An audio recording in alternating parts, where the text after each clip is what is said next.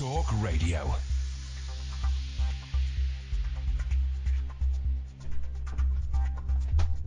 Oh, blimey, I didn't know what the time was. I'm so sorry. Oh, man alive. I'm sat out there. Oh, I know what's going on. The Talk Sport boys have been chatting to me, trying to make me late for the show. That's what they've done. Oh, man alive. I was sat there thinking, right, we'll go for a wee in a little bit and we'll do this. No, we won't. We're going to rush into the studio because we're almost late for the show. Here's the news. Line 2, you're on the wireless. Who's this? Oh, my... Who's this on line 2? So, hang on a minute. Let me just whack them straight through. Line 2? Where have they gone? Oh, blimey. People are ringing in. The show's not even started, guys. And I don't think it's going to start for another 10 minutes. This studio is a little over a week old. It's already falling apart. I'm going to get rid of this. I'm going to get rid of this bit, guys, that's fallen off. Oh, man alive. I was not ready for the Andy Goldstein. That's whose fault this is, right? Because I'm sat in the little annex where the Talk Radio offices are, and Andy comes in from Talk Sport. Oh, all right, Iain, how's the show going? You having a good... And then he saunters off to do his show, right? The Talk Sport studios is nearer to the office than this studio, and he goes off to do his show. I've lost all track of time. Suddenly, I'm late for the show, guys. I'm late for the show. Who was listening to Talk Radio at the weekend? Id, were you listening to Talk Radio at the weekend? I listened to a few highlights. Online.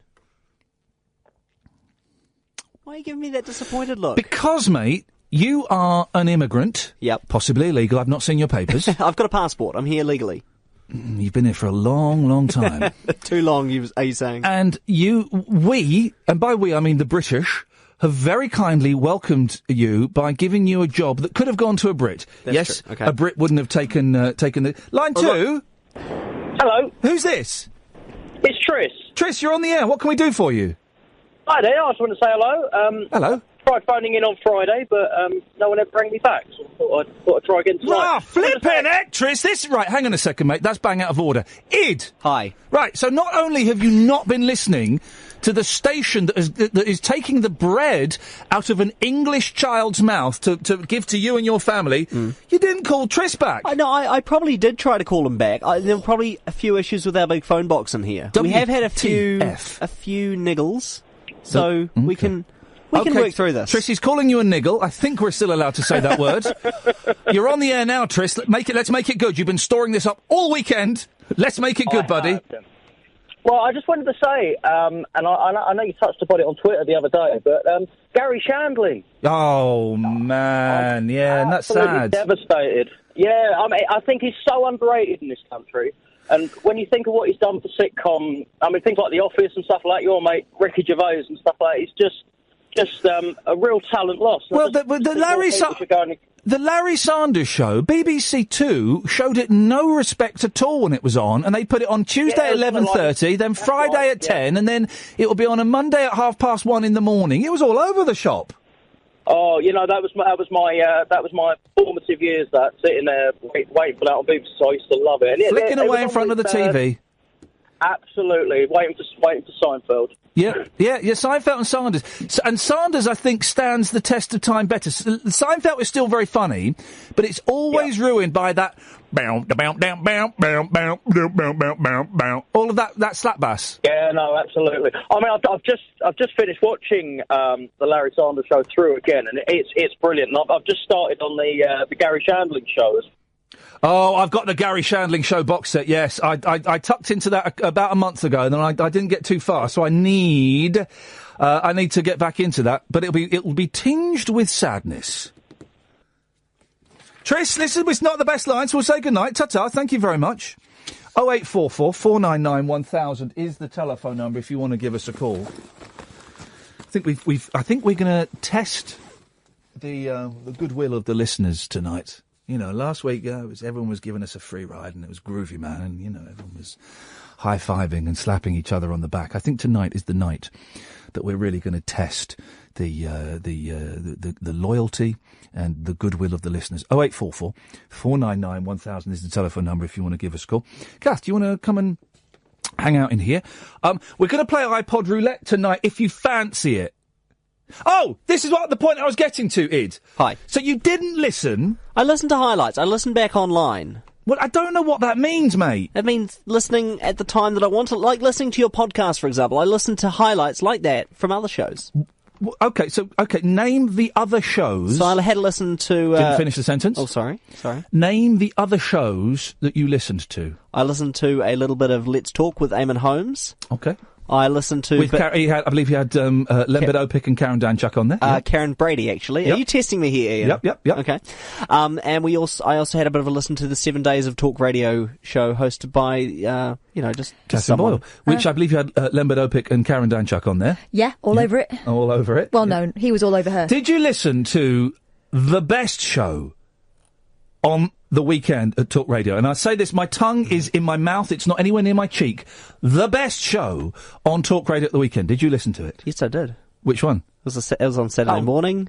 Best of Ian Lee. Oh, no, you know he loves you saying that, but no, there was a different one. Howard Hughes. No, I missed that one. It was awesome. I'm Howard Hughes. Oh, that's not... I could possibly with a bit of... I'm Howard Hughes. As we go around the world looking at mysteries and bullshine. Do you know he's a Scouser? You never know. He said he's from... Is Howard Hughes his real name? Because you know who Howard Hughes is? Yeah. Justin Timberlake. No. Leonardo DiCaprio. Yes. I always get those two guys mixed up. The Aviator. 499 1000. Is it his real name? Or is that a mystery? It's unexplained. Either way, right? So Howard Hughes is a brilliant show. Sunday nights, what time does it start? 10 o'clock? 10 till 1. Mm-hmm. Right, and it's everything. I don't know what's on Saturday nights, but it should be Howard Hughes. Unless it's someone we like, in which case... then definitely them. It's Anna Williamson with sex and relationships and celebrity stuff. Oh, wow. With six what? You know what I'm saying, He should only replace people we don't like. Yeah. So, 10 o'clock, weekday morning. No. So, Howard Hughes does, like, the spooky stuff. You know, ghost stories, made-up stuff. The paranormal. But he believes it, right? And honestly, it was brilliant. We've got to get Howard on the show because I love it so much. It's exactly what a Sunday night, late night radio should be. Fruitcakes and nutcases. And I think we got a lot of people listening because we were tweeting about it. And he had this guy on who's written over 1,000 pages about haunted... it was just haunted aircraft. World War II airfields. Haunted airfields. That was the only thing this book was about, right? Is my computer on, Id? Okay. And at the end of the interview, there was a really poignant question, okay? And this guy had recorded ghosts, he'd heard ghosts, he'd heard stories. Ghosts had told him he was a liar. Ghosts had told him he was a liar. And at the end of the interview, it was a really poignant question with a very powerful answer. This was from Howard's show on Sunday. What would be the one event that you would like to happen that hasn't happened? What's the one bit of proof that you would like to go to a base and get? I've never seen a Phantom aircraft land on an airfield in front of me. Ladies and gentlemen, he has never seen a Phantom aircraft. Let's just get that again. Oh. I've never seen a Phantom aircraft land on an airfield in front of me. Yeah, you know why, mate? Because that's bullshine. They don't exist. That's absolute nonsense. 0844 499 1000 if you can contradict me on that. It was almost like some shows, and I don't do this, and I don't like this. I think it's lazy and it's cheap. It's easy. Mm-hmm. Some people do the easy route of getting characters to come on and pretend to be like old men or pretend to be UFO experts or computer experts or whatever.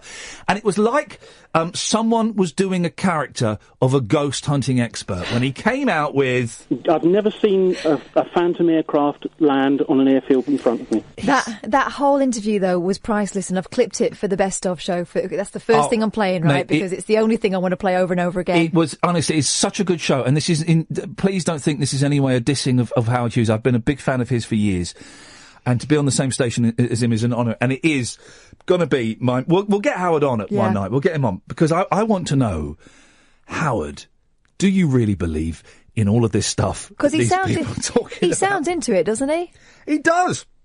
He's possibly an excellent actor if he can pull that off. There was a slightly awkward moment at the beginning of the interview, the second half of the interview, where he said, "My family come from the Southport area. I understand you've been covering one of the airfields from there." And he went, "Well, there probably is a story, but I haven't got that right now."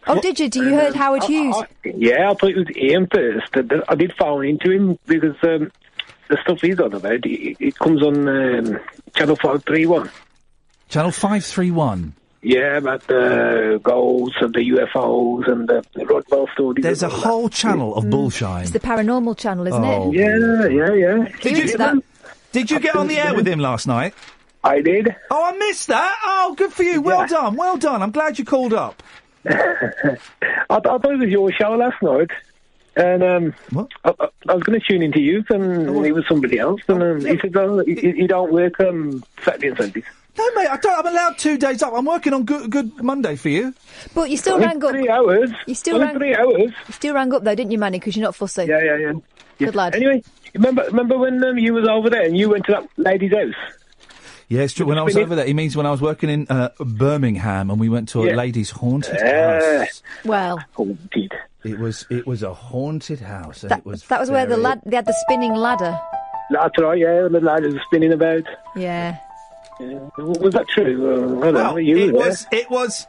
They believed it. It was a really interesting thing, right? It was a really nice family, and there were mum and dads, and I would say about 5 or 6 kids, and a psychic, right?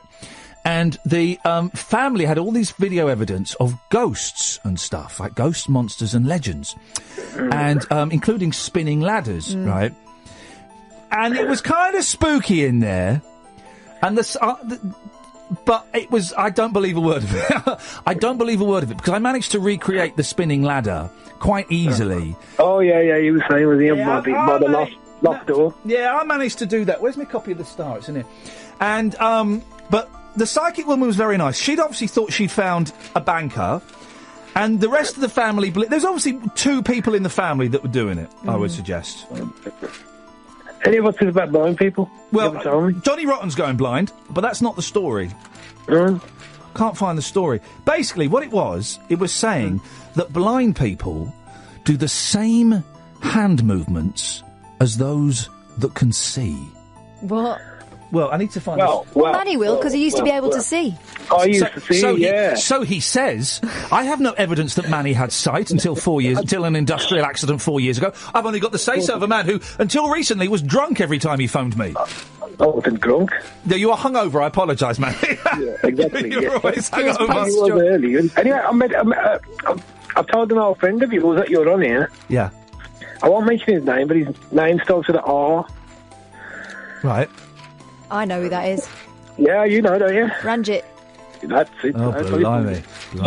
Has he still got that chippy? Oh, bacteria place, yeah, sure. Do you believe in ghosts, Manny? And since losing your sight, have you found yourself tuned in even more to the natural, nay, the supernatural world?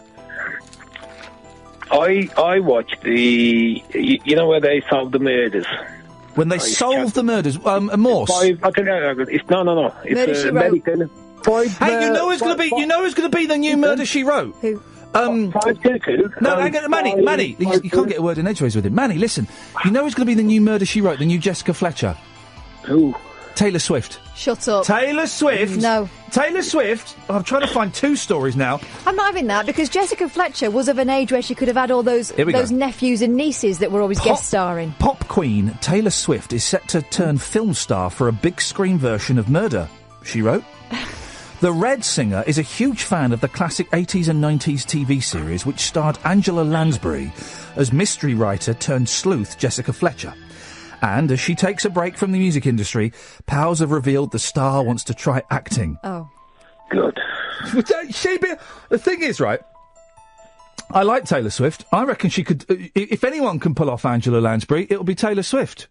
Totally. You don't think she's too young to pull off that role? No, I think she could do it. I think she could totally do it. Lots of makeup, wigs. Why not have... Here we go. This is what you do. You have an origin story. Uh-huh. You have an origin story, and that means you find out... Why is there a Shakademus and Pliers song called Murder, She Wrote? That can't be right, surely. You have the story where she becomes... A writer. A writer. She gets her first book... This is brilliant. She gets her first book published, and then she goes and solves a crime. Guys? Well, yeah, that could work. Anyone? No? Okay. No. Anyway, Manny, what were you saying? It's channel 522 and 552. What are you doing? Are you giving out someone's phone number? No, it's channel, man. On Sky. It's American. When they kill somebody and then they go and find them and... You're still talking about that. Are you talking about Crime and Investigation Channel? Yeah, that's the one. Yes, the one. Boom. That's what I'm here for. Has anybody ever actually solved a crime? You know, they used to do this, again, back in the 70s and 80s, right? If there was a murder, right, they'd get a psychic in. They would actually get a psychic in. They still do it now. To find the... They do, don't they? Yeah. They did it for that girl, didn't they, in South Wales, that little girl. Yeah. Has anybody, and by body I mean body, has anybody ever actually been found by a psychic? I cannot believe that they have. I can't believe it. 0844 499 1000. Manny, listen, thank you very much. Just realised there are loads of people calling in. I was expecting it to be quiet on a bank holiday, and there's shed loads. They've all been on an all-dayer, that's why. Taylor was always watching... This is a friend of Taylor Swift's. So this means it's made up. Of course it is. Taylor was always watching reruns of it and even bought a few box sets on DVD. As a kid, she always wanted to be a detective. The 26-year-old star is taking a break from music. How can you take a break from your job at the age of 26? Because she's got enough money to do so. I think she's good, Taylor Swift. I do. What's that song about? It's shake it to the left. No. Shake it off. Shake it off. Shake it off, baby. She used to be country. She did. Didn't she? Yeah, she turned her back on all that. Yeah. Mm-hmm. Oh, good for her. Well, I hope she gets it. I hope she gets it, Daniel. Daniel?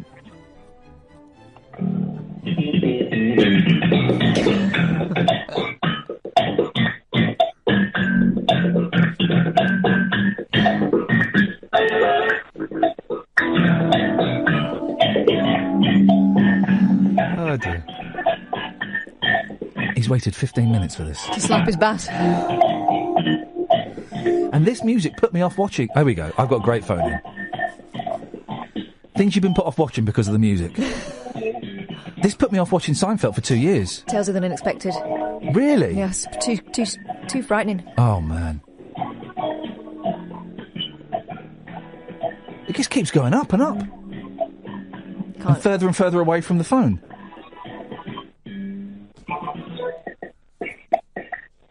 Thanks, Daniel. He's gone and he's hung up. That's the perfect phone call. Do you think he's playing that live? 0844 499 1000. I tell you, years ago, my favourite caller, and you never heard this, was this young lad would come on and they go, I want to talk, whatever we're talking about. We're talking about, what's the best thing you found in a skip? Which, by the way, we can do that tonight. Best thing you found. He's going, yeah, I want to tell you, I found, me and my mate, we were, there was a skip outside about 5 doors down, and one night when everyone had gone to sleep, we went and had a look in there. And we were rummaging through it, and we saw this, and then he started doing Afrikaans music. And him and it was really good. You know, I can't... Like Ladysmith, Black Mambasso. Yeah. He started doing that, and he was brilliant at it. Brilliant. And then he just hung up. Gosh. And he would, and I'd fall for every time I couldn't see it coming, and then he'd do it. Oh, wait. For those about to rock, we salute you. For those of you who are new to this show, 0844 499 1000. This is literally as good as it gets. This is a good start to the show. We've probably peaked at 28 minutes past 10. I hope not. Got a podcast to fill. Good Monday. Bobby's on the line. Hello, Bobby. Hello. Hey, Bobby, what you got for us? A couple of things, because you just said about what have you ever found in a skip? Yeah. It wasn't a skip, but my husband used to work... Your husband? You mean you're not a 10-year-old boy? No, I'm 25. Fantastic and great. Oh, what's that now? There's an accent there. What's that accent? Plymouth? Bristol? No, I'm not far. I am in Dorset. Oh, man, I love that. I love the accent. That's a burr. I sort of have... I can have a mixture of three, because I grew up in Wiltshire. Yeah. And I was there since till I was 20, and then I moved to Dorset. Oh. I'm on the border of Dorset and Somerset, so I could have it all. Mate, you could have it all. Can you give us an all right, my lover? Oh, I don't like stereotyping, but okay. Go on, do it All right, anyway. my lover. Don't make a young woman say, all right, my love, if she doesn't want to. We're not the BBC Didn't now. make her. Well, you kind of put She resisted, but she did it anyway. All right. I've nearly made a really inappropriate joke there. But we're not on the BBC anymore. Sorry, Bobby. We don't work by those rules. Sorry, Bobby, I feel like I've exploited you. Bobby, listen, we're going to go to a break. Can you stay there for a couple of minutes? Yeah. Cheers, my dears. 0844 499 1000. So Taylor Swift is going to play... She's not. Angela Lansbury. She's not. This is a completely made-up story. I've been told by Niles on Twitter that Peter Andre is lined up to play Columbo. Could work. Who was the original Columbo? He did a pilot and then he turned it down? No. Bing Crosby. Bing Crosby, yeah. He did the original pilot and then he said it won't run. Peter Falk was perfect though, wasn't he? He was perfect. Now, the eye thing. Yeah, that's real. Yeah, I know it's real. You can't fake that. Acting... You could. You could nowadays. Well, you could CGI it. Yeah. How did Peter Falk lose it? Okay, here we go. The show is going to start properly in a minute. How did Peter Falk lose his eye? Dunno. Oh, I don't know either. I was 08444991000. And people you didn't know were blind. You blew my mind the other day by telling me Andrea Bocelli is blind. Of course he is. And I didn't have a... Well, you say of course he is. I did not have a clue. He doesn't wear glasses. You can see that. Hang on he's a blind. second. Id. Yeah. Did you know Andrea Bocelli is blind? Yeah. Everyone knows Even that. I know it. Oh, you were pulling a face at me, not at her. Yeah, right? exactly. Okay, I'm sorry. I'm sorry. I thought you were pulling a face to say what? Back to But you Columbo, were, though. yes. That reminds me of a lad that used to do gym club when I was a gymnast when I was younger. Why, did he do it in a dirty Mac? No. Talk about his wife, but you never saw her? No. As he was going, he'd come back and say, one final thing. No. No? He had a glass eye. We only found out when it fell out once when he was doing tumble. He was doing Tumble, Mr. Tumble. See? You've got to be so careful. Bobby! How did you not know Bocelli is blind? I didn't have a clue! I honestly did. This is not me being cute. You never looked at the man? Well, I don't see blindness. No, hang on. No, but because there's loads of posters in around London, right, for him. And now I know it, I can see it, but I'd never known that before. Did you think he just likes to sing with his eyes closed? Yes, I did! He was performing. We all know all the best singers. You'd actually be telling me that Lionel Richie's blind. Well, he's not, but the girl in the video is. Yeah, he is, yeah. Singers close their eyes to emote. It's powerful. It shows that they are feeling really sexy when they're singing a song. I think you had your eyes closed as well because it was so dreamy. See? You know, when you're listening to Andrea sing. I don't get it, mate. Well, maybe you closed your eyes because otherwise, I mean, flipping heck, it's quite obvious. I don't think it is. Oh, it is. I think it's obvious. Yeah. It's very obvious. All right then, Bobby, the clever. fact that he always has someone escort him onto the stage. Yeah, he's lonely. He's shy. Brian Wilson has someone escort him onto the stage. So does Britney. Fair play. Yeah, exactly. Up and down the steps. Okay, Bobby, you think you're so clever. That's 5 points to you. Do you want to double or quits? With what? Yeah, okay, so the answer's yes. So if you get this right, you double your points. Now you're forcing her to do stuff she doesn't want to do. BBC. If you get the answer right, you get 10 points. If you get the answer wrong, Bobby, well, you lose. How did Peter Falk lose his eye? How did Peter Falk lose his eye? Now, I should have I've got some thinking music somewhere. Hang on a second. No, I haven't got anything. I haven't got any thinking music, actually. It turns out I've not got all the music I thought I had. So right, well, Peter Falk... I know who he is because I know Columbo. That's a great start. Yep, great start. But I'm young, so I wouldn't have necessarily known. Right, yeah. How did Jesus Christ die?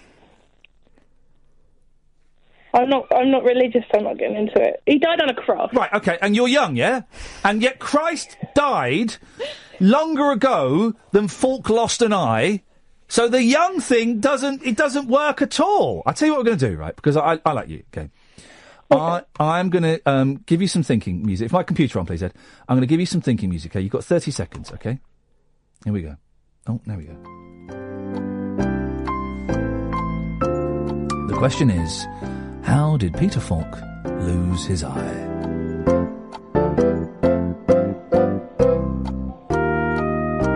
Peter Falk, a.k.a. Columbo, also star of an excellent film, Death by Murder or Murder by Death. Have you seen that? It's a good film. Good film.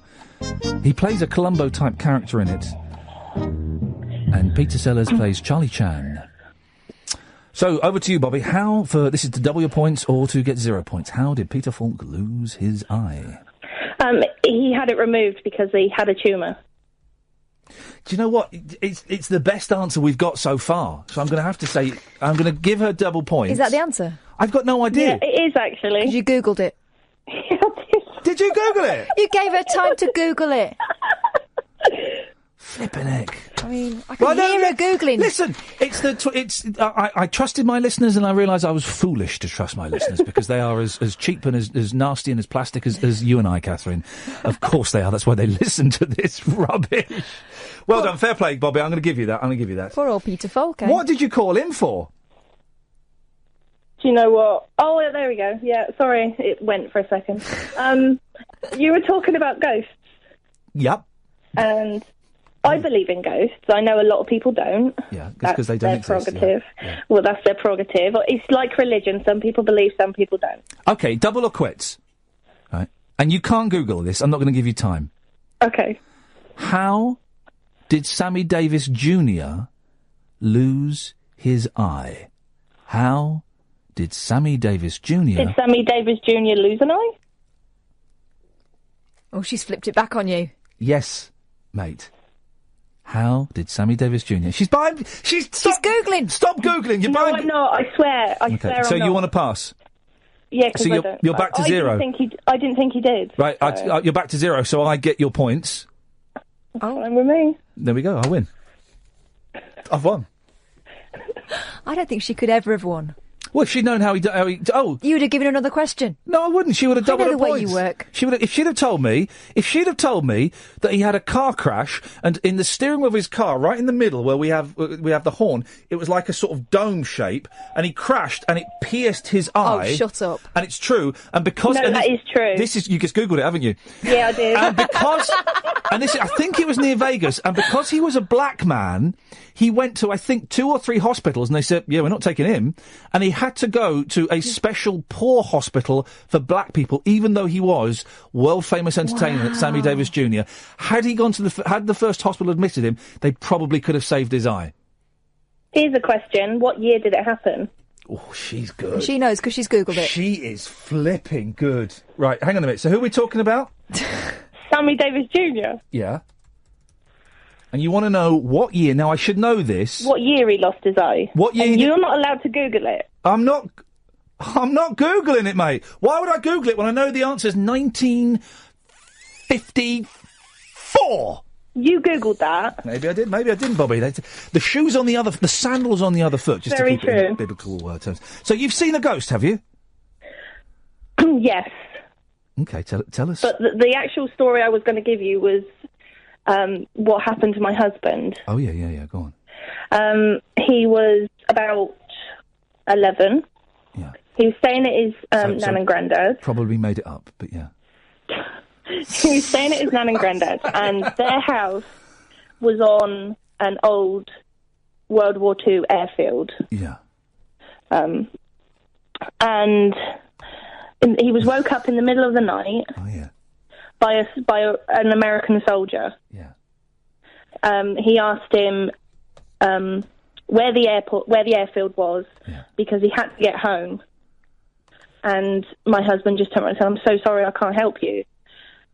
The soldier turned round and walked through the wall.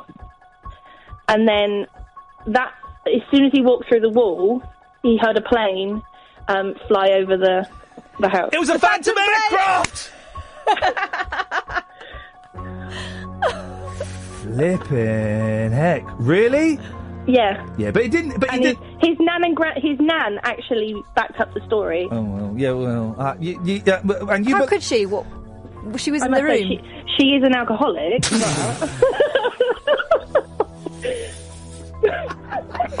And you, Bobby, now, it's all starting to make sense now. I was going to ask, and you're prepared to marry this liar, but look at her, she's a cheat. She's a pub quiz cheat. She's Googling away, he's making up stories to try and impress the ladies and his gran. The thing is, it stops him spoiling 2 other couples, doesn't it? It does, doesn't it? It does. Bobby, you've been a very good sport. Thank you very much for that. 0844 499 1000 is the telephone number. Did we get anything out of that? Well, we learned how 2 of America's greatest entertainers lost an eye. I'm trying to think of other famous people with one eye. The father of the Beach Boys, Murray Wilson, had one eye, and if they were naughty, he would pop the eye out and make them stare into the socket. Oh, my. Yeah, well, he did worse things. Do you want to hear a worse thing he did? Was it him, or did he get the boys to do it? Oh, yeah, I think he did it, right? This is horrible. So Brian Wilson's dad, Murray Wilson, okay? So the three Wilson brothers, Brian, Dennis, and Carl. Dennis was the naughty one. Of course he was. One day, at dinner, Dennis said, "I don't like this food. I'm not eating this food." Murray Wilson climbed up onto the table, dropped his pants. What? Did a poo on a plate. No. And offered it to Dennis, asking if he'd prefer that as his meal. In the words of Super Nanny, unacceptable. That's a true story. That explains a hell of a lot. Doesn't it? I mean, it really does. You're listening to Talk Radio, where did you ever... Anyway, what did he choose? Knowing Dennis, he probably chose the one he wasn't meant to. 0844 499 1000.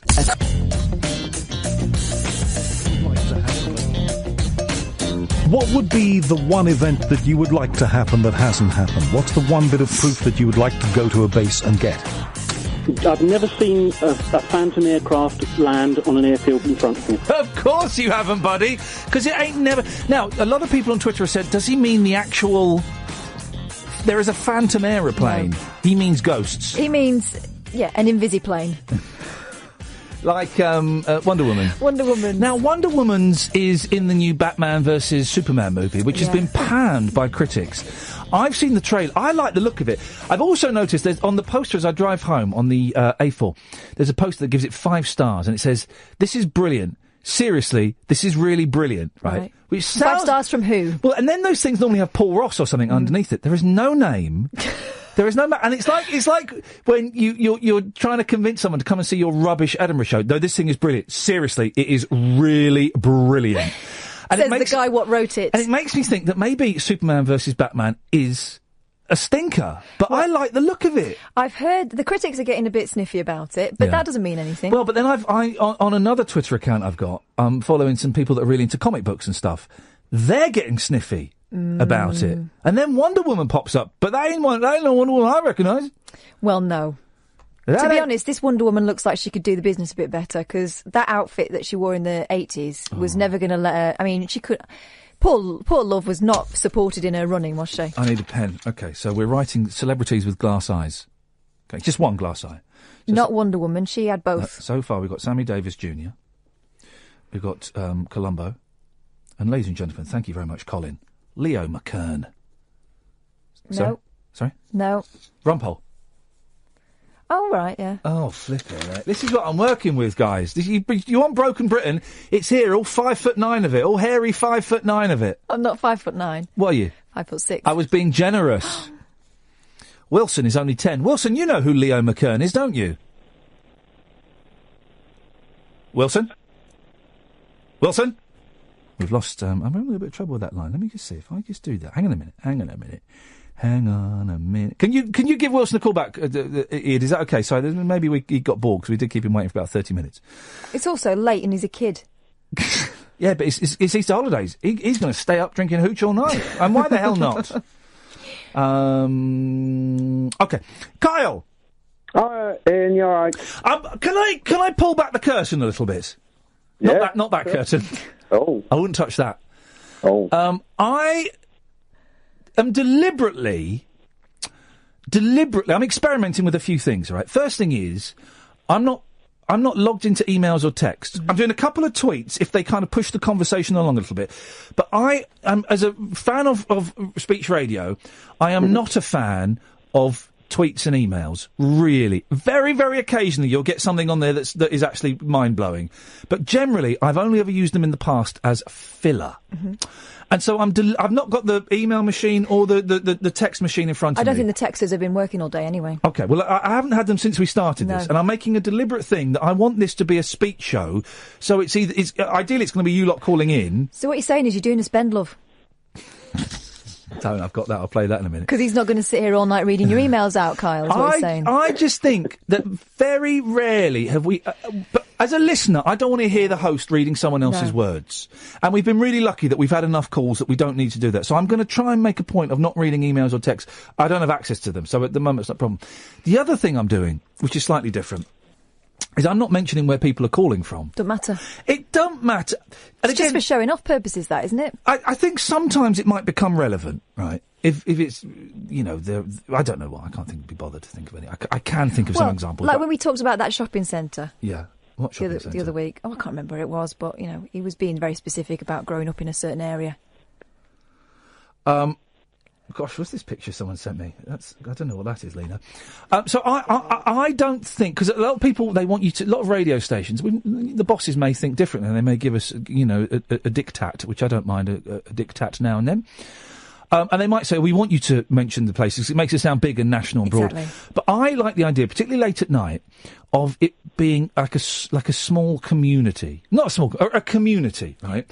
And we don't need to know where other people just Kyle. live. It's just Kyle. And it says on my screen where Kyle's calling from, and I don't think we need that, really. Anyway, Kyle, I'm just playing around. We're just trying to tinker with the how old is phone-in radio? What, 30 years in this country? 40 years, maybe?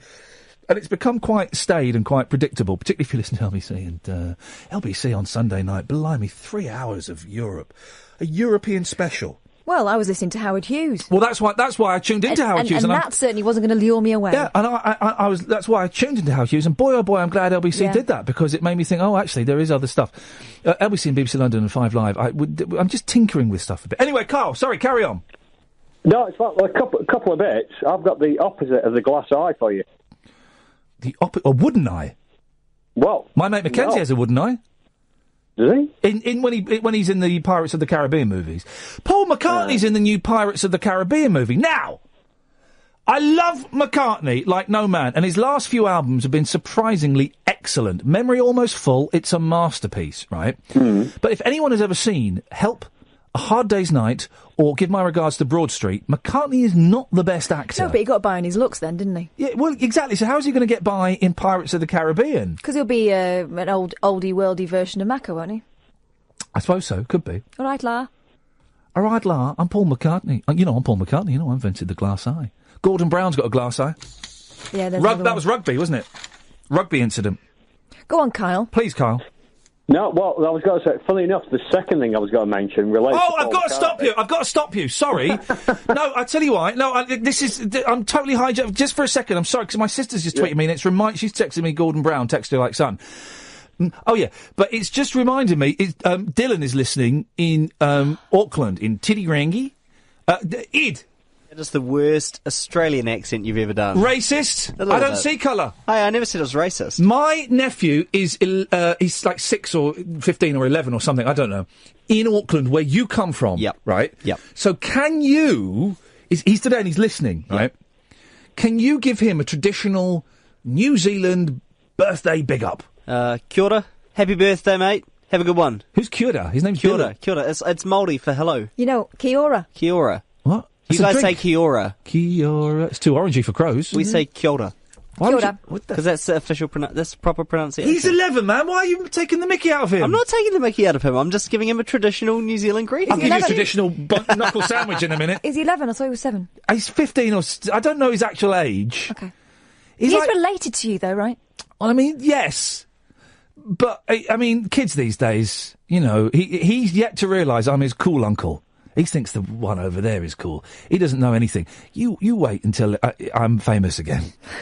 And then he'll say... Then he'll know. Then he'll cop for it. Happy birthday, Dills. Anyway, Carl, could you please get to the point, mate? You're ruining my nephew's birthday. His 15th or 16th birthday, or 11, I'm not sure. Well, happy birthday to your nephew. So the thing, I was going to say, Roy Orbison... Yes. I thought he was blind. Yeah. And he clearly wasn't. No. He's got sensitive eyes. I thought he was an albino. Yeah, no, he's not. He's got sensitive eyes. See, I didn't know that. Yeah, he's got his eyes are sensitive to the light. That's why he wears those sunnies, and because it looks cool. And then the other thing that I thought it might be a phone-in for you. Oh yeah. Is celebrity lookalikes. Okay, thanks for calling, Carl. What do you mean celebrity lookalikes? Right. Okay. So Paul McCartney, yeah, as he looks now, yeah, looks like Angela Lansbury. If you Google it. seriously. And the other one is Gail Platt, which is, I think, I don't know whether you know him, Justin's a big fan of hers. Yeah. Yeah. She looks like E.T. Google it. Looks like E.T. Honestly. Well, you've got Miley Cyrus looking like Hillary Clinton. Yeah, they do look alike, actually. Yeah. Let's have a look. Yeah, they do. It's the same person. Yeah. Kyle, thank you very much for that. Much appreciated. 0844 499 1000. Happy birthday, Dylan. Let's go. Wilson's back. Hello, Wilson. Hello? Hello? Hello, Wilson. You're right. What's going on with your phone? I wonder if it's that line. Hang on a second. Stay there. Let's try and put you on that one, see if that makes a difference. Yes, Wilson? Hello? No, it's your phone. What is it? Oh, my goodness. Oh, Wilson. Well, Wilson. We'll try him one more time. Do you want to go and try him? Because I don't trust Id. I don't trust it. And also, where is Id gone? He's just disappeared. He's vanished. Oh, and I've just cut. There we go. Rosie. Hello, Rosie. Oh, what the flipping heck is going on with this system? Anyway, okay. 0844 499 1000 is the telephone number if you want to give us a call. Oh, apparently Paul McCartney was in the Some Mothers Do Have 'Em Sports Relief special. I missed that because you know, you can't really knock charity, can you, right? And I've done a bit for Sports Relief. I did the Let's Dance thing, you know, where I was Will Smith, getting jiggy with it, right? But I find those programmes really, really dull. You know, Comic Relief and Sports Relief, there are very few bits in those programmes that make me laugh. What are we talking about this evening? Oh, well, remind me to tell you why I think we should ban lifts in a little bit. 0844 499 1000. So far, we're trying to... It turns out there are more celebrities with a glass eye than I at first suspected. Sammy Davis Jr., Columbo, Leo McKern, and Gordon Brown. Surely they must... And I don't mean this to sound flippant, OK? They must have the technology to have invented a robot eye, like a camera. Like a 4K... My iPhone shoots in 4K and it eats up all the memory. Don't set your iPhone to 4K. Have you done that, Ed? Kills the memory. It's like you get a 30-second video and then your phone's full. And then you can't send it because it's too big to send, right? But if my phone can do in 4K, why can't scientists do like a camera that you put in your eye? I mean, I don't know how it would work. But then again, I'm not a doctor. Didn't they invent a set of glasses that does that? You're thinking of Oculus Rift? No, I'm thinking Google Glass. Oh. And then it never got actually mass-produced. No one went for it because it was rubbish. No. Well, but I'm talking about for a person who's only got one eye. So you put I've got a great idea. You make an eyeball out of Google Glass. They were looking at doing Google Contacts, so maybe you could just put that over the fake eye. But you wouldn't be able to see through the eye, mate, because it's glass. You need to have a... Yeah, true. Having trouble with the logic here. It's been a long day. Why don't you go and do a little bit of backwards counting maths and tell me what time I'm due out of here, and then let's try Wilson again. Yes, Wilson. Good evening. What the hell is? Turns out my nephew Dylan isn't listening. He's watching Iron Man. Oh. Flip it, mate. I'm listening. Sorry. I just gave you, Dylan, about £2,000 worth of on-air time, mate, that we could have sold to an advertiser, right? Yeah. And you're watching Iron Man. Unbelievable. Anyway, yes, Wilson. Anyway, hello, Ian. Hello, Wilson. Did you catch my first call, did you catch the Hey Little Hen? No. What, the first call this evening? No, I've not been able to hear a word from you. Well, here we go. Come on, Ian, sing with me, hey little hen. When will you lay me an egg for my tea? Oh, is that it? Yeah, I forgot the rest. Speaking of hens, we're getting some hens delivered, right? Let me backtrack. We are getting some eggs delivered, right? Oh. So you get these eggs, right? And they come in a cage with a red light. Yeah, I know. Yeah. And we get them, and we have them for 10 days. And in that 10 days, hopefully, fingers crossed, they'll hatch, right? So you got the chicks and all that, and that's fine. But the thing with the chicks is they turn into chickens. Now, no one actually wants chickens. Because then you've got to pay for the food. Yeah. Buy all the stuff. You end up giving it to the farmer across the road. Yeah. So you get these eggs that hatch into chicks for 10 days, right? At the end of the 10 days, the company comes back and takes them. What? breaks their necks and grinds them into the dirt. No, I'm sure they don't do that at all. They don't. I don't know what they do. You end up seeing them in your sandwich. Well, yeah, exactly. You know, what a great thing. So you've got the joy of having chicks without the hassle of having hens. Yeah, they're cute, but when they grow up, it's like, oh, hang on. Hello? Hello? Hello? No! Yes? Hello? Hello Ian. there. Have you got me? Yeah, I'm listening to you. Oh, I thought my line was lost again. No. Oh. Anyway, but now we have to go because we're out of time. Oh. No. Ta-ta. Yes. 0844 499 1000. How the hell are you keeping your kids entertained over half term? Because it's like it's not even really started, and I've completely run out of things to do. Well, not completely. I've got the kids Wednesday and Thursday. I'm going swimming on Wednesday, and then we're going to see Zootropolis on Thursday, and it's just after that. How the hell is the Easter break 3 weeks long? 3 weeks. That seems excessive. I was assuming it was 2 weeks. Anyway, 0844 499 1000. Iain Lee, Talk Radio. More of your calls after this. Talk Radio. Thank you. I don't feel we've started the show properly yet. I want to play iPod roulette. How do you play it? All you need is an iPod or MP3 player or a computer that's got songs on that you can set to random, right? To shuffle. That's all you need. Give me a call and we'll have a game of that. It's a bank holiday Monday, so, don't expect anything too highbrow. Here's the news on Talk Radio. The news and sport there was brought to you by Norman Collier. I don't know what was going on there. Hey, Stormwatch. I slept through the storm. Stormwatch. Loads of radio stations say, Stormwatch. How has the storm affected you? I slept through it and I forgot all about it until I took the dog out. Took the dog out for a walk, right? And I saw a battered posh car been smashed up by a tree that fell on it. That was exciting. Here's the thing. I'm getting old, right? Because I took the dog out for a walk for about an hour and a half. Good long walk, exercised her. And when I came down, I sat down for 10 minutes. And after 10 minutes, I couldn't get up. And I've put my back out just by walking. I've put my back out just by walking, guys. Imagine such a thing. So old, and I'm in agony, and I'm grumpy, and I hate everybody. So, what is the point? Really? Iain Lee, Talk Radio. Thank you for listening. 0844 499 1000 is the phone number. It's 7 pence a minute, plus your provider's access charge. We'll give you a call back. How's about them apples? Well, I do want to. Well, the way it works, and those of you who've heard the show before will have heard this spiel. Indulge me, because we are getting. I'm getting so many emails and tweets from people all over the world that are discovering this show. Thanks, guys. It's appreciated. But I'm also getting people going, what is this? The way this show works is I'm going to sit here between 10 and 1, Monday to Friday, and I've got Id out there helping. I've got Catherine who's producing and presenting with me, and she's nipped off to work on the podcast.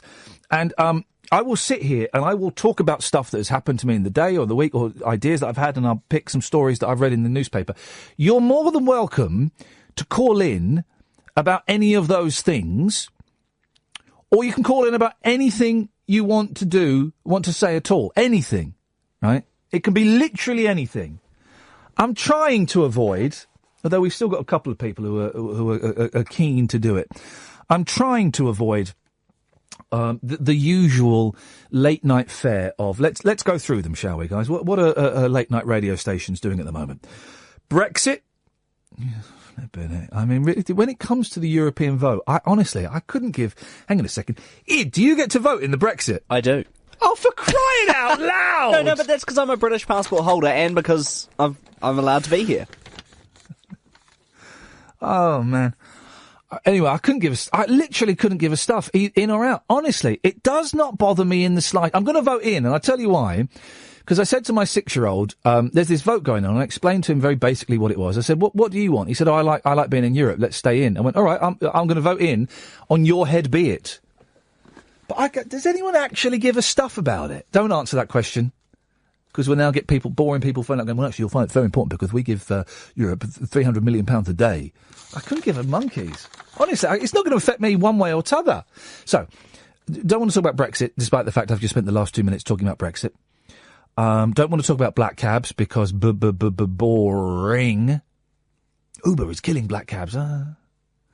Don't want to talk about immigration. Don't want to talk about refugees. Don't want to talk about Syria. Don't want to. That's kind of it. I think, really.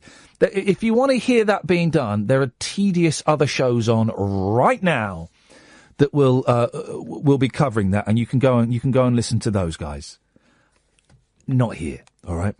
0844 499 1000, and as suspected, it's Monday, Easter Monday, Bank Holiday Monday.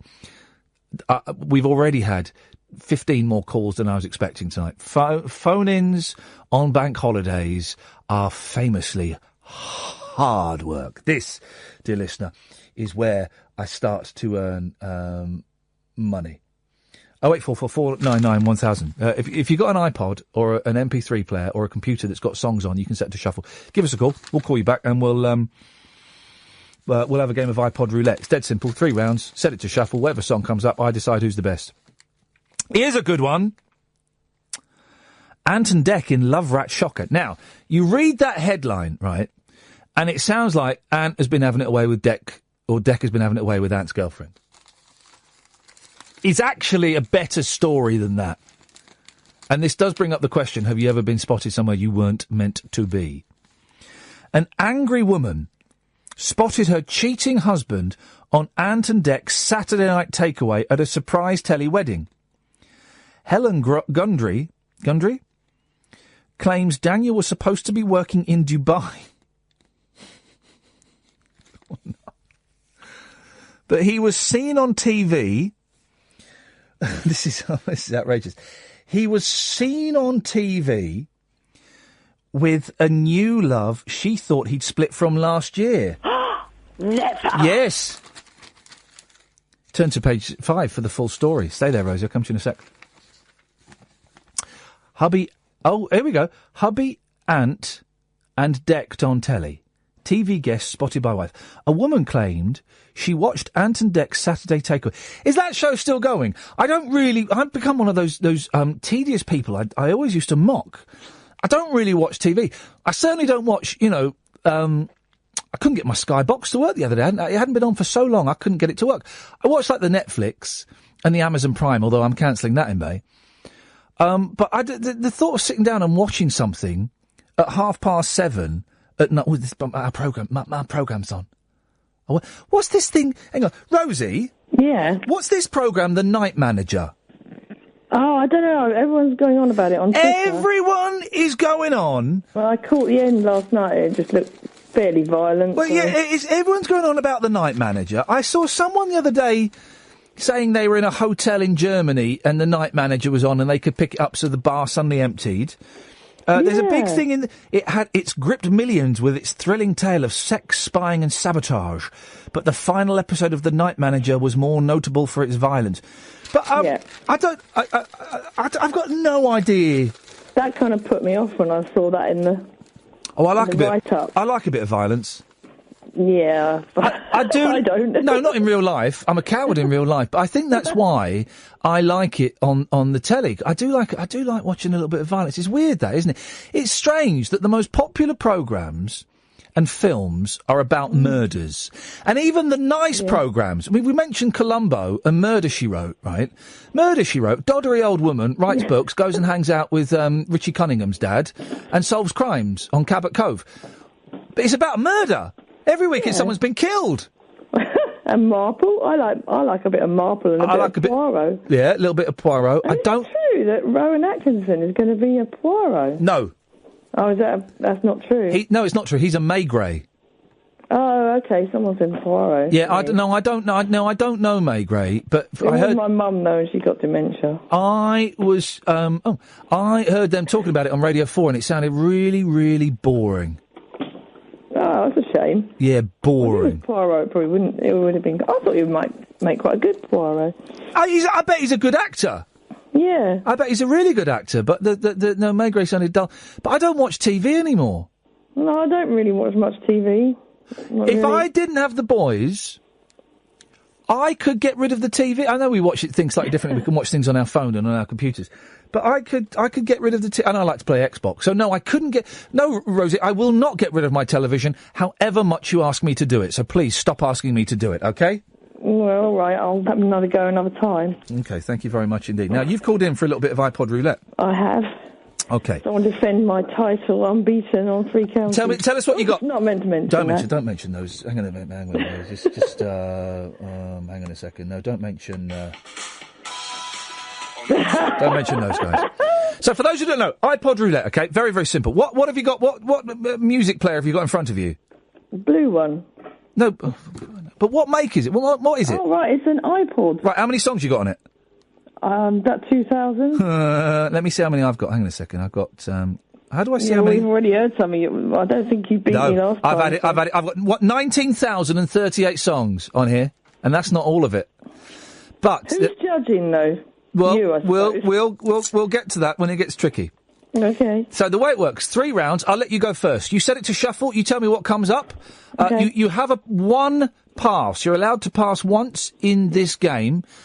By the way, if anyone wants to be a judge, it's going to be a bit quiet on the phone call, so I don't want to tout for calls too much. But if anyone wants to be a judge, 0844 499 1000, you can be the judge.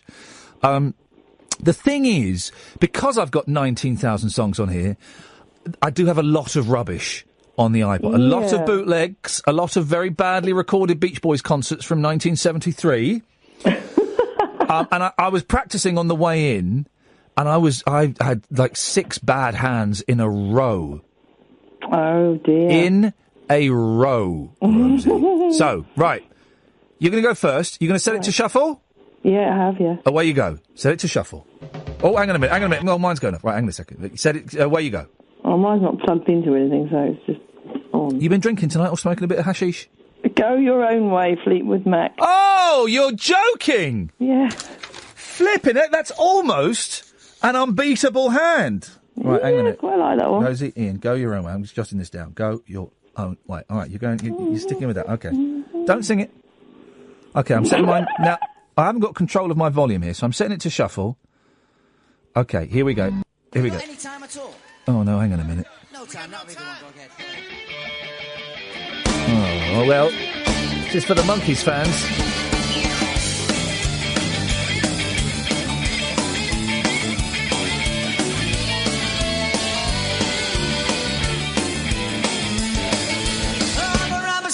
Right, that's Davy Jones live singing an obscure Monkey song. So you would technically, Rosie, you would win that, but of course, that was just a practice. That was just a practice.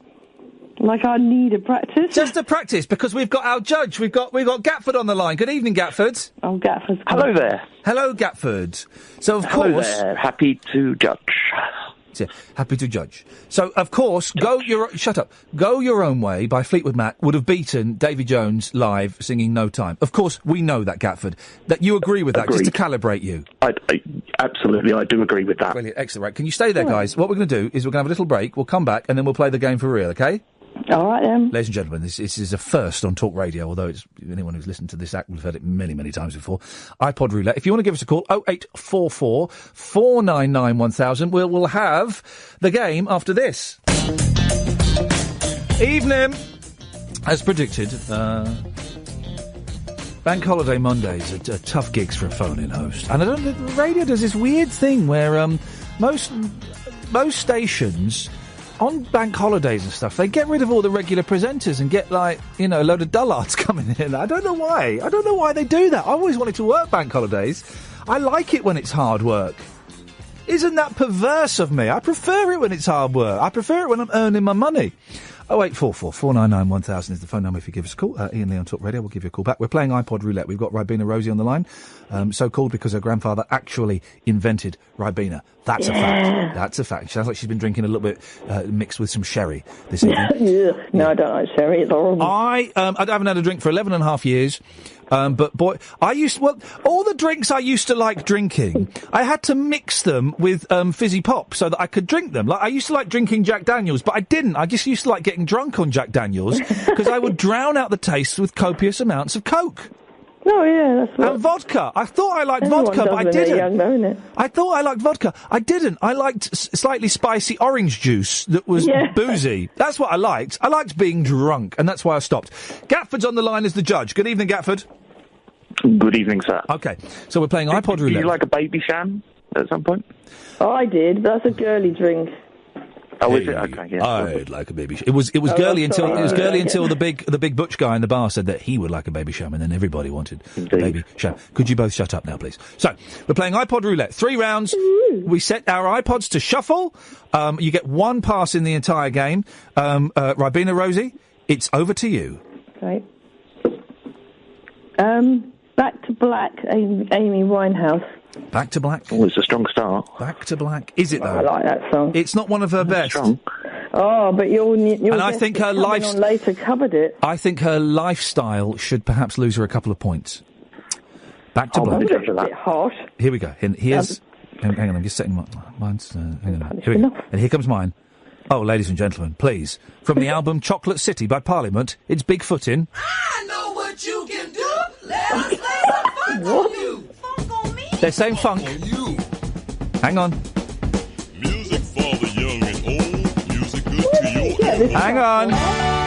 Yes. Chocolate City, what an album.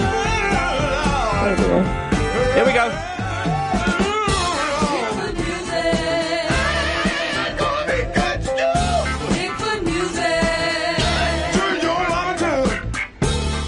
Ladies and gentlemen, Bigfootin' by Parliament from the album Chocolate City. It's a P-Funk classic.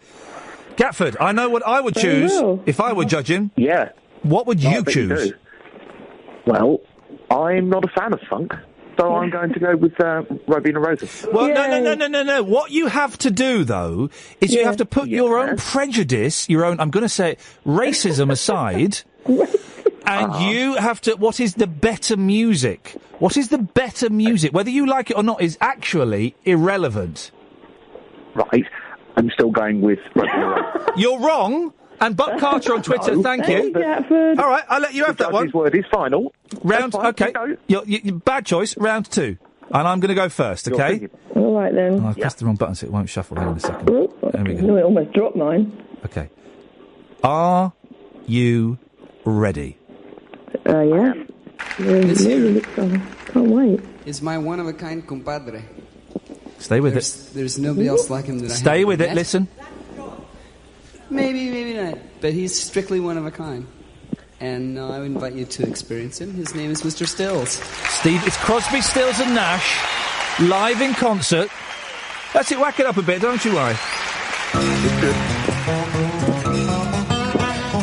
Stephen Stills, ladies and gentlemen, playing Black Queen live in concert. Shh, here it comes. One thing the blues ain't is funny. Oh, baby. One thing the blues ain't is funny. Beat that, Rosie. Oh, God. I was trying to find my actual player because it's not really, a bit dull. Try and beat Stephen Stills. Bearing in mind we have Graham Nash from Crosby, Stills and Nash coming on the show at some point next week. I'm interviewing him on Wednesday. Beat that. Black Queen live in concert. All right. Well, I don't know. I've only got All My Loving by the Beatles. Dear, now I like the Beatles, but that is a terrible song. All My Loving versus Black Queen. Well, I could do a pass. You could do a pass if you wanted. Oh, I don't know. You've got one pass. Are you doing the pass?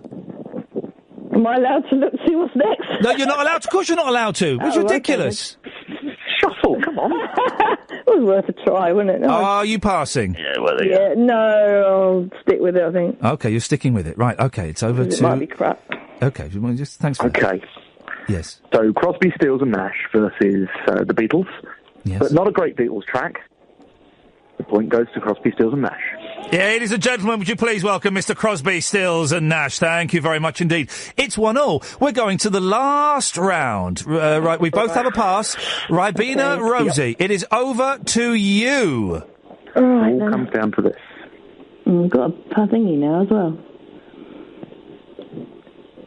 Oh, it's not doing it. Come on, anytime. Sorry, I've just put it onto its Cradle and now it's gone funny. Just press shuffle for crying out loud. It's on shuffle. 2, 3. Oh, here we go.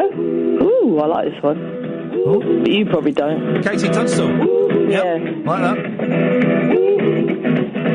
Oh, that's... Okay. Is that Katie Tunstall? It's Katie Tunstall. I must admit I have a slight crush on Katie Tunstall. I think she's a very talented artist. All right, all right, Rosie, you can stop it now. It's because of a wonky eye. Because she's got a wonky eye. You're right, you know my thing. Right, okay. What, Katie Tunstall's got a wonky eye? Yeah, of course she has. One eye's going to the shops, the other one's coming back with the change. Then, isn't it? It's a bit of a theme. Do you want to keep that or do you want to pass? I don't know. I don't want Gatford's... You can't... I've turned his microphone off so we can have no input from Gatford. Oh. You keeping it or you passing? I like it. You're keeping it. Okay, fine. Right. Well, I'm gonna play mine. Here we go, ladies and gentlemen. Oh. Okay, it's another live one. It's another one. It's Rock Bottom by Kiss from Kiss Unplugged. I'm going to pass, and I'm going to shuffle again. Here we go. Oh, ladies and gentlemen.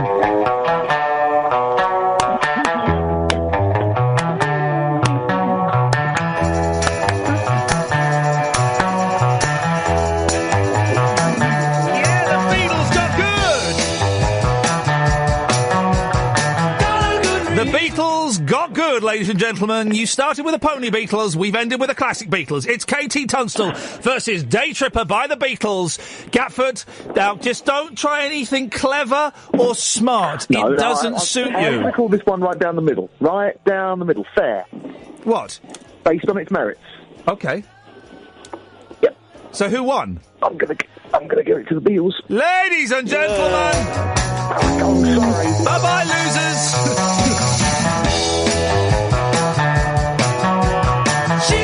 And that's how you play that. And that is that. And you know, guys, you may be laughing. You're probably not. But when ITV4 or another of the channels comes knocking on my door asking for the rights to make iPod Roulette as a TV show, I'll say yes. Yes, you can have it for £50,000. And I want the job of presenting it, guys. That's how that works. Easy. If anyone else wants to take me on... 0844 499 1000 is the telephone number. Happy to accept challenges from all corners of the globe, by the way. All corners of... Oh, I've had some people from the States saying, how can we get in touch? Because the phone number doesn't work from the States. Send me an email. Iain at iainlee.com. IAIN. No, hang on. IAIN at IAINLEE.com with your phone number and we'll give you a call. We can do that. If you're in the UK, you give us a call here. Don't send me your email if you're in the UK. That would be crazy. 0844 499 1000 and we'll give you a call back. Back to the story I started half an hour ago. Do you remember this? Remind me. A woman claims she watched Ant and Dec's Saturday takeaway wedding to... Oh, hang on, I've got to plug this back in, otherwise... My thing don't work. There we go. It's all a little bit makeshift here. I do apologise. A woman claims she watched Ant and Dec's Saturday takeaway wedding to find her husband among the guests with another woman. Oh no, I think don't work. Look, why is this not working? There we go. Never. Thank you very much indeed. Helen Gundry, 51, said Daniel was supposed to be working in Dubai. He was on the arm of another woman who she thought he had split from last year. Isn't it funny? This gentleman's obviously got a type. He's obviously got a type. He likes very attractive blonde women who, as I would describe, have got a busy mouth, got prominent teeth. He was on the arm of another woman who she thought he had split from last year. By the way, if you've ever been spotted somewhere you were not meant to be spotted, 0844 499 1000, please. Daniel was spotted. Now, this gets confusing because I don't really know what the programme is. Daniel was spotted as Michelle Brooker married Sam Blackburn on Live TV. I don't know. The guests have been told they were attending Michelle's 30th birthday. A lot of names here. Already I'm struggling to follow who these people are. The bride introduced Daniel as her brother, who was with my sister Sue. According to artist Sue's Facebook page, she married Daniel in Dubai in May 2014. Oh dear. Oh, it's sad. Helen from Warrington, Cheshire, insisted he's still married to her. Oh, he's a bigamy. Oh, flipping it, bigamy. That's bigamy. Well, it's big of him. Huh? 0844 499 1000. Shortly after the show, she went onto the Saturday Night Takeaway Facebook page to state, I love the wedding and the surprise guest. So this is the one who's watching it at home. I didn't love the sight of my husband, who's supposed to be working in Dubai, arriving on the arm of another woman, a woman he's supposed to have split from last year. We have a 15-year-old daughter who's in pieces. Oh, isn't that terrible? Last summer we got back together. We're still married and have been for 17 years. Any other marriage is bigamous. Very big of them, isn't it? If you've been spotted somewhere, you're not meant to have been. I don't know if that's worthy of a front page story. 0844 499 1000. More of your calls after this. Here we go. It's the story that kicks off. We're asking, ever been out, spotted somewhere you're not meant to be spotted? Kyle, who, let's be honest, Kyle calls in. He called in earlier. And, well, he can be a little bit dry, all right? He's just tweeted me. Sad but true. I was out with an ex without my girlfriend knowing, and we found a dead body. Flippin' heck, mate. Really? Speaking of dead bodies, right? We'll take. See what we'll do. You give us a call now if you want, and we'll take calls straight to air after midnight. It's a bank holiday Monday, but they're always quiet because people are out having fun, despite the weather. 0844 499 1000. This is an odd one, right? And it's about someone trying to commit suicide. So let's all just, approach this with the caution and respect it deserves, even though one of the people in this story doesn't actually have much respect for the person who was trying to commit suicide. Dance king Lionel Blair. I've worked with Lionel. Has revealed how he and telly star Alan Carr saved a man's life as he tried to jump off of a pier. Now, I mean, the 84... Is he 84, Lionel Blair? Blimey. The 84-year-old said he was sitting having a drink on Blackpool's North Pier with funny man Alan. They have to put that in case you didn't realise. When a man tried to leap into the sea. The tap dancer and choreographer said he and the chatty man Joker... They've got really weird ways of describing... It's Lionel and Alan. You don't have to keep using extra words. The tap dancer and choreographer said he and the chatty man Joker ran to the end of the pier and dragged the man back to safety as he clung to the edge of the 1,650-foot long pier. Okay, wasn't it? Speaking yesterday about the 2006 rescue, he added, "Now I can't do a Lionel Blair. Do you know who Lionel Blair is, Id? No. Okay. I'm Lionel Blair. I'm Lionel Blair." Oh, now, wait, no, I do know who he is. What, from that voice? A little bit from that voice, but also memories finally flooding back to me. Okay, who is he? He's some sort of dancer TV presenter. It's only because I've just said dancer. No, but I've seen, he's been on the TV. Answer the phone and speak to that gentleman. Yes, he's been on the TV. Who can do a Lionel Blair? I'm Lionel Blair. Speaking yesterday, about the 2006 rescue, he added, I was, because he's not gay, and I'm making him sound really gay. He's camp, though. Speaking yesterday about the 2006 rescue, he added, I was doing a pilot show with Alan Carr on Blackpool Pier about 10 years ago. Why do I really want to be able to do a good Lionel Blair. And I can't. We were having a laugh in the bar afterwards when a man ran in and said, someone's trying to jump off the pier. Here's the bit, 0844 499 1000. We ran out and he was hanging on by his fingers. He didn't want to come up. Why didn't he let go?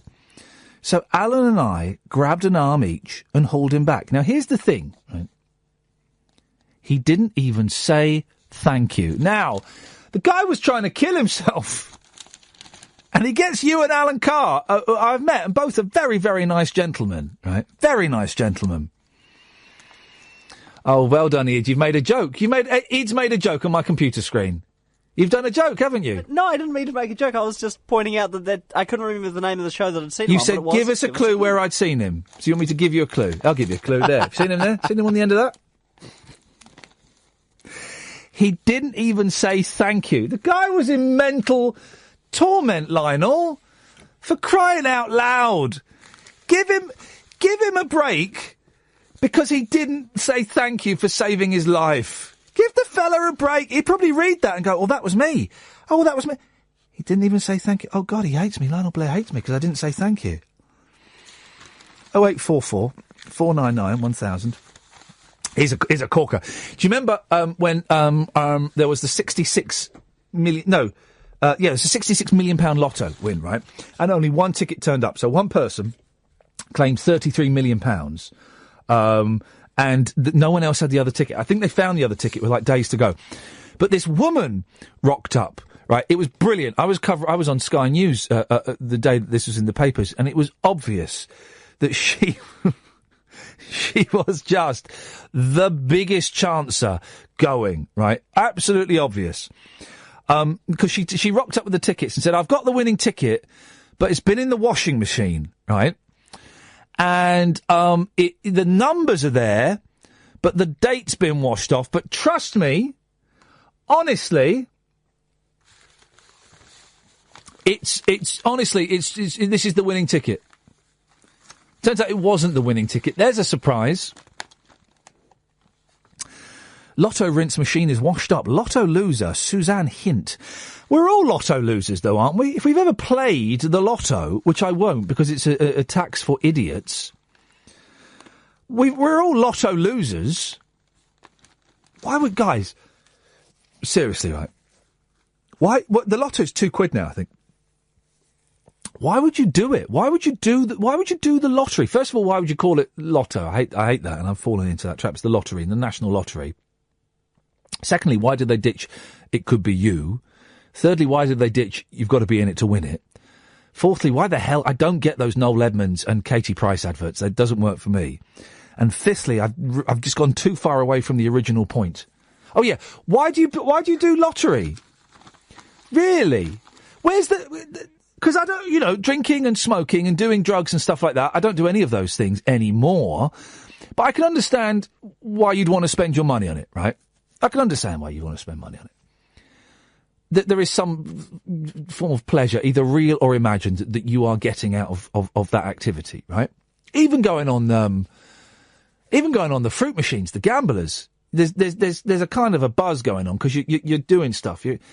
There is a tiny element of skill on the gamblers because they have, like, features and functions and stuff, don't they? My friend used to know all the cheats to the gamblers and would win loads of money all the time. Anyway, but the lottery, it's so fleeting, it's so momentary. There's no pleasure from it. Most of you, I bet, if you do the lottery, can you explain why? Because most of you, I bet, don't even check the numbers. You just have them in the back of your wallet, and you don't check them because you're never going to win. Lotto loser Suzanne Hint has sold... I'm reading this from the Star, but it is in a couple of papers, right? Has sold the washing machine she claimed had rinsed out her £33 million winning ticket. The 48-year-old gran, now, come on, flogged the appliance online for just 150 quid and is glad to see the back of the thing, according to pals. Oh, yeah, of course. No, unless, of course, we're advertising the lottery, in which case, yeah, get in there. You get in there. It's a great thing. Why would you not want to do it? Thanks for the heads up there. Of course, it's an excellent thing. Everybody should be going and doing. I encourage you all to go and spend your £2. What fun. What fun for the family. Everybody. You got to be in it to win it. She handed... Bullet dodge there, I think. She handed the cash to charity to get my life back after her alleged... Hang on a minute. So she lied about having a winning lottery ticket, right? And she said it was in this washing machine and stuff. She's blaming the misery that's been caused since on the washing machine? Not the fact that, I don't know, she told a lie and tried to rip Camelot out of £33 million? Really? She handed the cash to charity. What charity was it? Where's the evidence? To get my life back after her alleged scoop made her a target of hate. Oh, no, don't hate her. Oh, no. I wouldn't hate the woman. I kind of respect the balls that she's got to do it. Going into the shop going, yeah, it's mine. 33 million quid's mine. Got to respect that. Suzanne shot into the spotlight in January after claiming she had the winning ticket for the £33 million jackpot. She showed the slip with no date or barcode. I know there's a break coming. I don't know. We'll go there in a minute. She showed the slip with no date or barcode to back up her claim, saying it was damaged in the wash. Oh, no. If this is true, this is nasty, right? But she was run out of her home under a hail of abuse when her claim turned out to be false. Now, I'm saying this is nasty, bearing in mind she made up winning the lottery. I'm guessing she might have made up getting a hail of abuse and having to leave her home. The grandmother of 4 flogged her infamous washing machine on eBay. How is she going to... She's going to have to buy another one. And is donating the cash to the British Heart Foundation. Yesterday, a pal said, it's caused so much trouble, I think she's glad to see the back of the thing. We'll have the rest of the story after this. You should be in bed. Yeah, tell me about it. We all should be in bed. Maybe you are in bed, dear listener. 0844 499 1000. We can play iPod roulette again. We'll take some calls straight to air after midnight. I feel sorry for this woman, but I don't. But why would you abuse her just for being a bit of a chancer and trying to get this 33 million quid? Suzanne fled to her 17-year-old son's home after the scandal in January and only returned last week. But she said the sight of the washing machine gave her bad memories. My washing machine gives me bad memories because it keeps getting an F7 error. Keeps giving me an F7. Like, not all the time, but enough. And I know how to fix an F7. You have to take the front panel off and you have to undo a thing and then the kitchen floods with water and you have to pull out some lint or a coin or something. But the last few times there hasn't been any lint or a coin in there, which is annoying. About a month ago, there was about 20 quid in there. Seriously, and loads of marbles. Thanks, boys. Thanks, boys. Suzanne from Worcester said, looking at it filled my head with dread.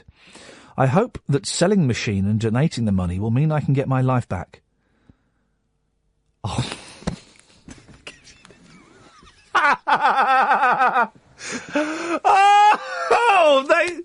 Then the last paragraph. So I'm feeling sorry for her, right? Then the last paragraph. Suzanne is currently on trial for allegedly stealing an Xbox controller from a man she met on a dating app. Now, ladies and gentlemen, I mean, really? Oh, dearie me. 0844 499 1000 is the telephone number if you want to give us a call. Can someone explain to me, I was talking about this to Rosie, the night manager. I don't watch TV now at all. That's a lie. I don't watch TV much, and I certainly don't watch... In fact, I got the Skybox working yesterday. I couldn't get it to work. Because if you have it unplugged, you have to leave it. Anyway, I got it working, and I was in the house on my own last night, and I was flicking through the channels, and it was just... It was nothing. It did absolutely nothing for me at all. And I'll watch something on Netflix. I'm watching DVDs at the moment. Do you remember those? So the night manager, I'd not even heard of it. It has gripped millions. But this is by Laura Lambert, the show business reporter. Is it really show business reporting just to say, you know, that TV programmes ended? Because that's what the story is. Or like by TV watcher. Yeah, exactly. Or just like person. Punter. Punter on the couch. By Laura Lambert, Punter on the couch. It has gripped me. I'm sure she's a highly talented writer and I wish her the very best of luck. There's her email address. I could email her. I won't. It has gripped millions with its thrilling tale of sex, spying and sabotage. Oh, my favourite 3 S's. My favourite 3 S's.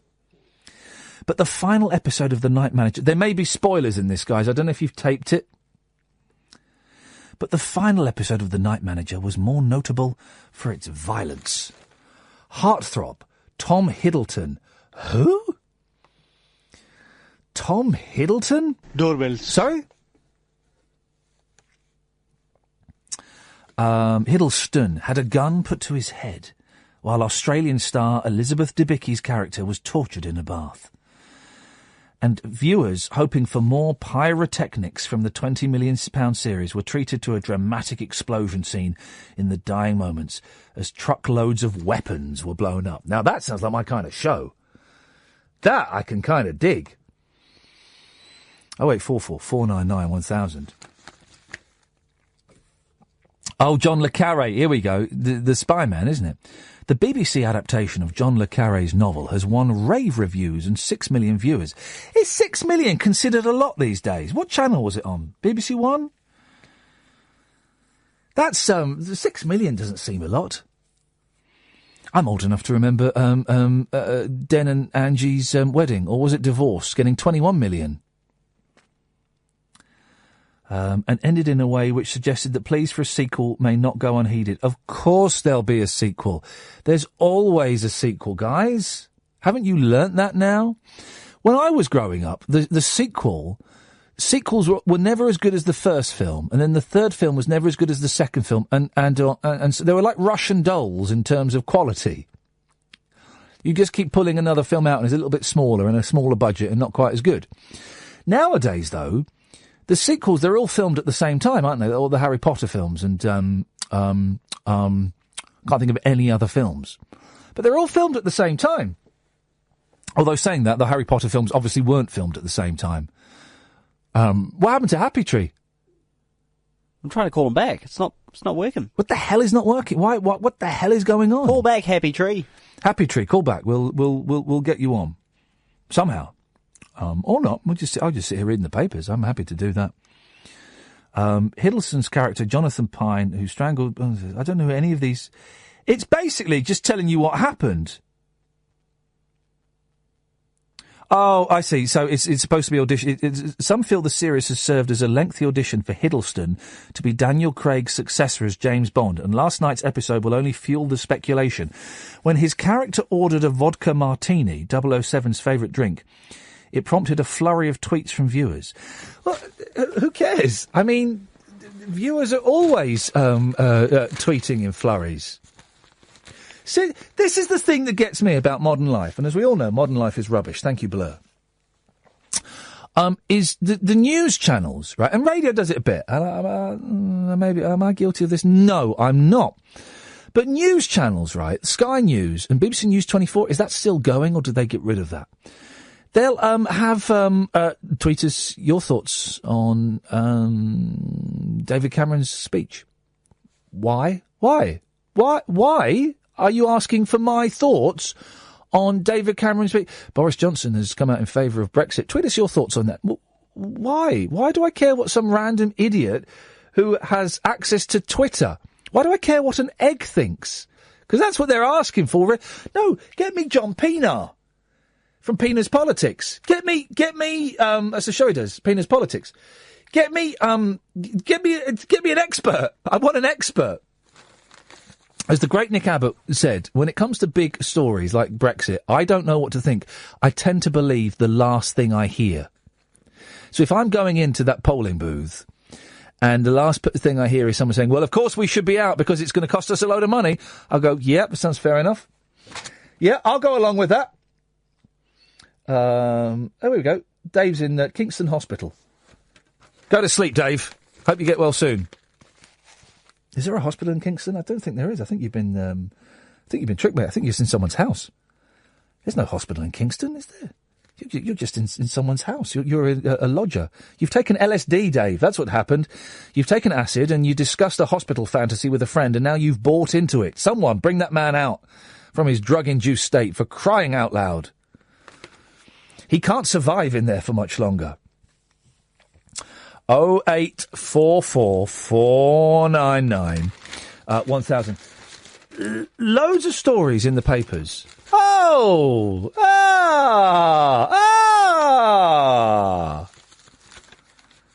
Boilies come to help a drowning man.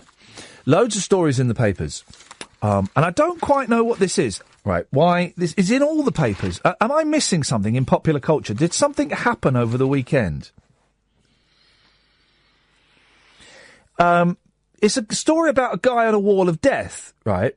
Now, a wall of death is one of those things. It's like a big circle where the man on the motorbike rides around it in a circle, right? They're good fun. It's quite 70s. It's quite Barry Sheen. It's quite Evel Knievel. It's a little bit dated, right? But for some reason, every paper... Oh, there she blows. Have a crack at this. Go on. Every paper Yeah. is going on about... Did you watch The Night Manager, by the way? No, but my dad did. He said I should have. OK. Every paper is going on about this fella on his wall of death. Right. Right. But I don't understand why it's a story. Motorcycle ace guy on his danger stunt. People do this all the time. When I go and stay in Zakynthos. Yeah? Zakynthos. Zakynthos. Polycolour. See. They have a wall of... every time I'm there, towards the end, they set up... can I say the gypsies? Because they are gypsies. So Yeah. I can say the gypsies? Yes. Oh, I got nervous then. I thought that was it. I thought it was game over already. The gypsies come along. Yep. And they set up a fair. Mhm. And they have a wall of death. I never go in it because I'm with the boys. I'd love to go in it because it's really rickety. Is that one of those ones where it spins round and you get sucked against the wall? No. What's that? It's the fella with the motorbike spinning around. All right. What? Mm. Yeah. No, I'd love to go and do it because this one you can see the gaps between the planks that make the wall of the WOD. Let's call it that. Mhm, the WOD. The WOD. And let's not call it that. Actually, let's stick with Wall of Death. And it looks really rickety, and I'd love to go and see it, but I've got the kids with me, and I don't want them to see a man die. Yeah, I can see that. I don't want them to see a man die. That would be unpleasant. But it's been around for years. So I don't understand. Oh, it's on tonight. Oh, we've missed it. So it was on telly tonight at 7:15. Did Guy Martin? Before I go any further, is Guy Martin dead or alive? Is he all right? Is he all right, please? I'm taking it was recorded. No, it's Guy Martin's Wall of Death live. Live. Oh, flipping Although, heck. as we all know, all TV programmes, there's a 15-minute delay. Yeah. At least. You would think with something like that as well. But who is Guy Martin? He's a motorbike man. I don't get what the story is. I don't get why Channel 4 would do... Next they'll be having Steve Jones Guess Your Weight live on Channel 4. Or... Name the Teddy. Or Guess the Weight of the Cake live on Channel 4. Is there ever... My mum's care home, right, when there's summer fates, Guy Martin did the wall earlier, was a nail-biter and full of science. Biggest wall ever. The biggest wall ever? Really, Gemma? It was the biggest wall ever. Thing is, when you've seen Knievel, motorbiking's never going to get any more when you've fun seen than that. Knievel at Wembley Stadium, coming down a ramp, one side of Wembley Stadium, jumping over a load of old buses, and go, no, you cannot top that. Even the Knievel dolls were exciting. My mum's care home, they have a fete every summer, and they have a Guess the Weight competition. And I always feel, despite the fact that we pay £1,500 a week... Guess the weight of what? A person? A cake. All right. Despite the fact... We'll do them after the break, because we haven't got much time now. Despite the fact that we pay £1,500 a week for her to stay there, I kind of feel obliged to spend £2 on guessing the weight. The thing is, I don't know weights. No, nor do I. I don't have anything... I've got no point of reference. Babies, I get that. I couldn't do babies. I had big ones. Now everyone's calling in just before the end. Get ours. We'll call them back, Ed, and we'll speak to them afterwards. Thank you very much. I've got distance I can kind of estimate. My boy did a brilliant estimation today. He went on one of those Go Ape things. You know the things you're up in the tree and you climb in. And I was trying to describe to his grandparents how tall it was. And he went, it's 20 me's. Well, 20 metres. He said, no, 20 of me's. And I went, actually, it's about 20 U's. You're right. Brilliant measurement. Yeah, but that's not reliable for a lifetime, is it? No, that's going to change. Anyway, hopefully. Fingers with the way they're going, blimey. I tell you what, we will talk about this in a minute. Callum, stay there. I don't know why you've let me struggle for the last 20 They're waiting minutes. for me. No, maybe they were. We'll have more of your calls after we get a bit of this. Now everybody starts calling in. Oh, yeah, listen to a man struggle for 30 minutes. Callum, I appreciate your calls. Stay there. We'll talk to you in a bit, and then we'll take some calls straight to air after the news. 0844 499 1000. We're trying to work out why a wall of death live on television is newsworthy. People have been doing that for absolutely years. Evening. Iain Lee, Talk Radio, 0844 499 1000. Catherine is here, it is through there, and Callum is here. Evening, Callum. Good evening, how are you doing? Well, the last 30 minutes was hard work, Callum. I could have done with a phone call then, not 3 minutes before the top of the hour. But never mind. I'm not holding that against you. That's my own insecurities coming to the surface. What you got for us, Callum? Just calling to say it's great to have you back on the radio, and saying that I watched The Wall of Death earlier, and probably wish I hadn't. What? Why? Was it boring? It wasn't amazing. Steve Jones was presenting it, and that normally gives you an indication it's going to be bad. Steve Jones, he slept with, who did he sleep with? Careful. Pamela Anderson. Did he? Yeah, we go. Yes. He's a nice lad. I met Steve, nice lad, but I mean, really, I was busy doing this, so I couldn't. Well, no, it was at 7:15. What was it? An hour? It was over 2 hours, I think it was. What the heck? For what? I bet he was on that wall of death for about 45 seconds. He was, and you saw all the training beforehand, and I think everyone, or maybe it was just me, but I'm sure everyone was just watching, and it's really bad. Probably just hoping he fell off. Well, no, of course that's why you watch these things. You're watching for the mild peril. That's why we watch the circus and the things. It's not because we're going, oh, that was good. We're going, well, go on. I hope go on. Nah, never mind. So it was a 2-hour programme for 45-second payoff. Pretty much, and then we're all just baying for blood, really. And who is this guy, Guy Martin? He used to ride motorbikes, I believe, TT or something. I've got no idea, to be honest. He's a motorbike man. That's all you need to know. He's the new Barry Sheen. Didn't he do the Sillet Bang advert?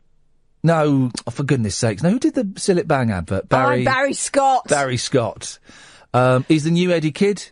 Well, Barry Sheen and Eddie Kidd were a little bit more dangerous and sexy, weren't they? Barry Sheen was just motorbikes and then posing topless in that kind of slightly fat 70s hairy chest man way. He was kind of a motorbiking David Essex, wasn't he? Yes. Well, no, David Essex was a motorbiking David Essex. Ed, do you want to take that call, actually?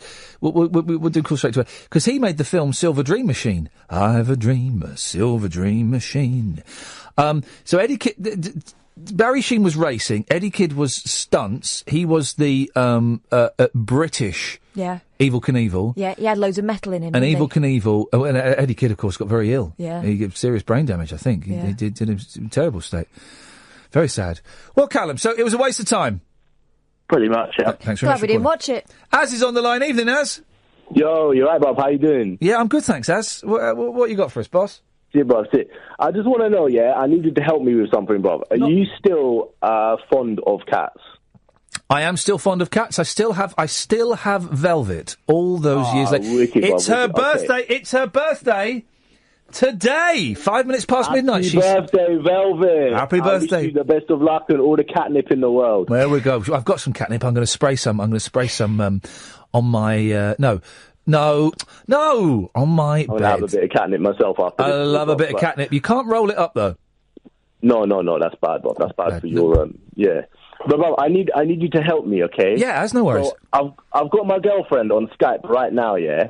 She's in Ecuador. That's where she's from. That's where she's calling from. Okay, she needs a passport? I put you on loudspeaker. She hates cats, right? She doesn't like cats. If we get married and live together, she doesn't want to have a cat. And you need to try and convince her that cats are awesome. Well, I don't know if we're going to be able to convince her, Az, because she sounds like one of those cold-hearted, soulless people that do... Cold-hearted, soulless people. Wait, bro, let me just put you on loudspeaker so she can hear this. One second. Okie dokie. Okay, there we go. Is she? You are... Is she there?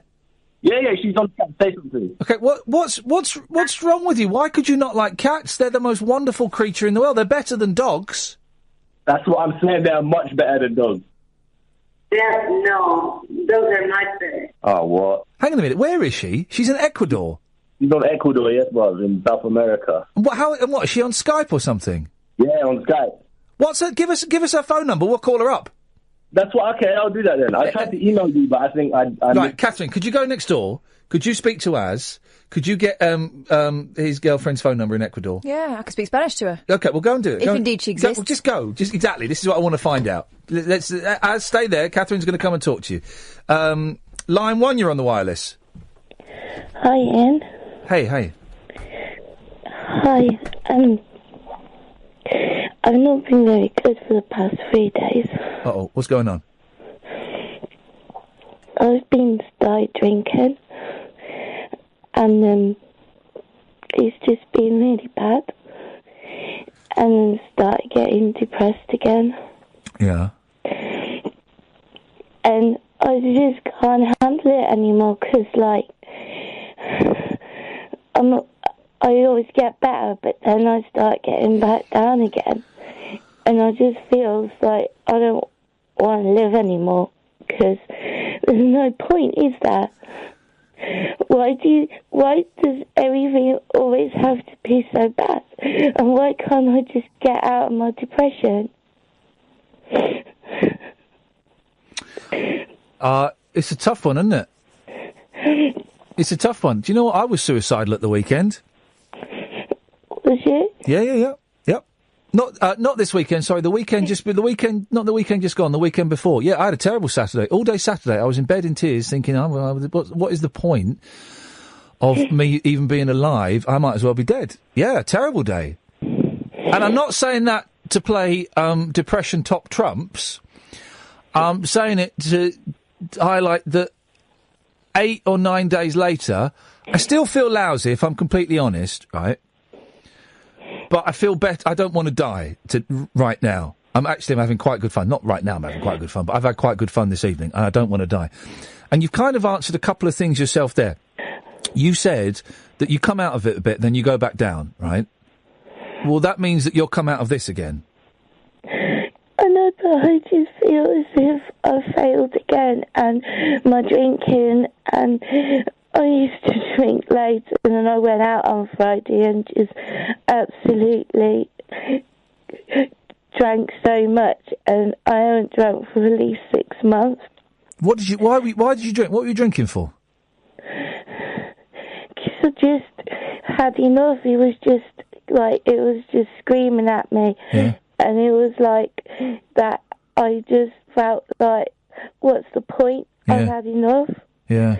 And then, like, I've got pills here, and I just want to take one, because it's like, why does it always have to be, why can't I just be happy? Why can't everything just turn out to be all right?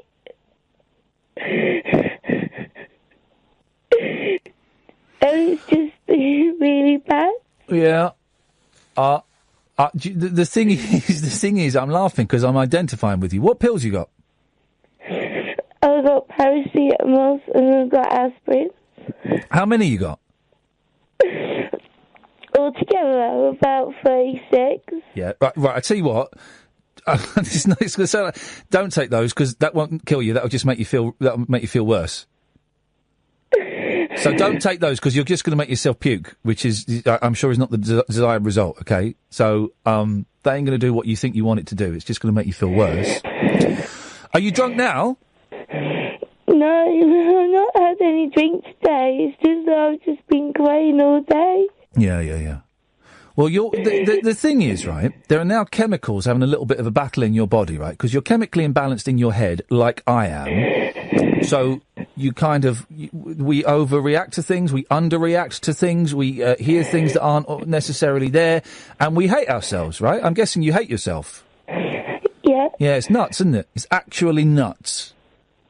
Because I just feel so alone, and I have got people around me and that, but yeah. It's like I just feel so alone. Yeah, I know you do. I know exactly how you feel. Being on my own is just the shit. I'm sorry, but it is. Yeah. It's just like, and my nightmares will come back as well. Yeah. So you can't even get any rest when you're having a sleep? No. Have you... Let's explore a few things, right? And then we're going to speak to someone from Ecuador. That's got to be worth staying alive for, hasn't it? We're going to speak to a fantasy girlfriend in Ecuador. That can only... we'll have Az on as well at the same time. Okay. Have you... Let's have a look at a couple of things at a time. One thing at a time. You probably don't think you're an alcoholic because you haven't had a drink for 6 months. And you might not be an alcoholic. I used to go to AA. Well, why did you stop going to AA? Because I thought that I was better, and I thought that it was all right, and I was doing okay, and then it was just bang. Listen, the thing is, right, the thing about AA is that it's continual. If you're going to go, you've got to go, and you can't stop going. I know I used to go Mondays and Wednesdays and Fridays.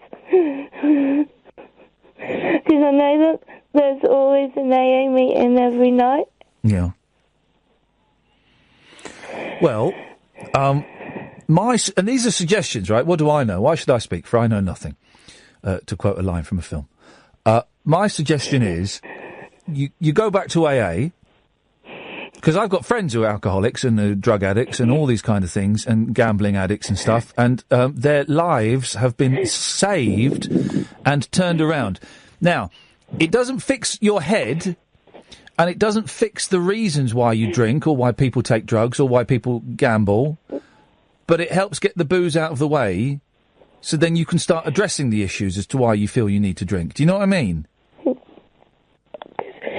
just feels so alone, and then because I suffer from post-traumatic stress disorder. Yeah. And then it just... them men, they ruined my life. Even though it's 11 years ago, they ruined everything. Yeah, I know. And I can't get it out of my head. Even though that I've had help and I've had counselling and it was work, and then bang, it doesn't even have to be like, even if it's like a bad day, it just suddenly comes. I could be really good like yesterday and that, and then bang, it's there. And I just feel like I'm a total failure. But I'm just useless. I know exactly how you feel, and I'm trying to think what works for me. And I know that your story's slightly different, and it comes from from incidents and things. And I'm trying to think what makes what turns it around for me. And it's tough because it's you're not well. That's the thing. You're not well. I know. Even my mum and dad don't even know. They don't know nothing because I can't tell them. It's hard. Sometimes it's harder to tell the people we're closest to, isn't it? Really, what's going on and stuff. But you know that if you killed yourself, they'd be devastated, right? You know that. But then it's my life, and I know it really sounds really bad, but it's like I just want all the pain to go away. Yeah, I know.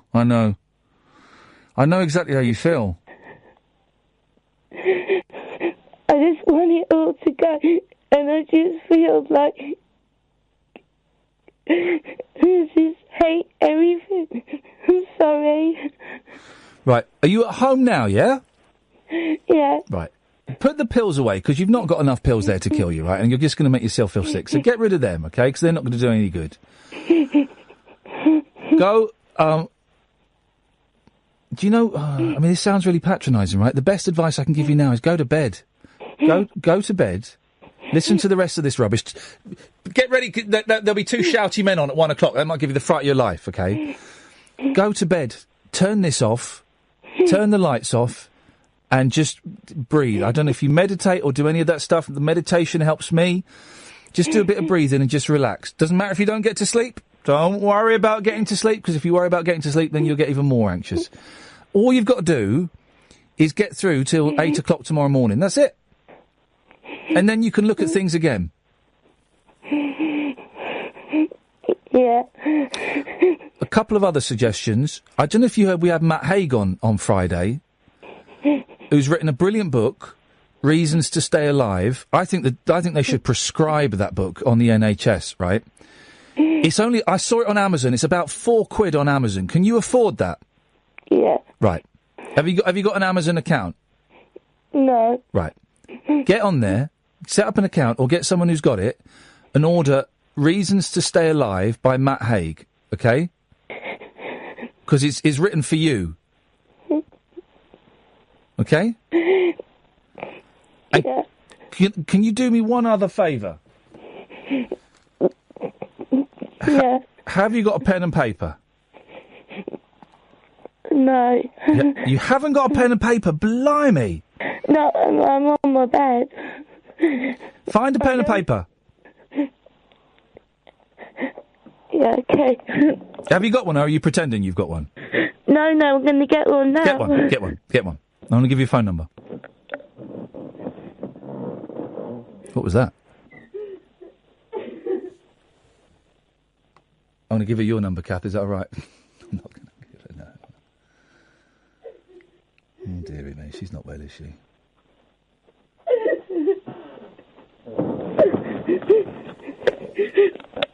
Yeah. Right, you got a pen and paper? Yeah. Right, I'll give you a number. 116...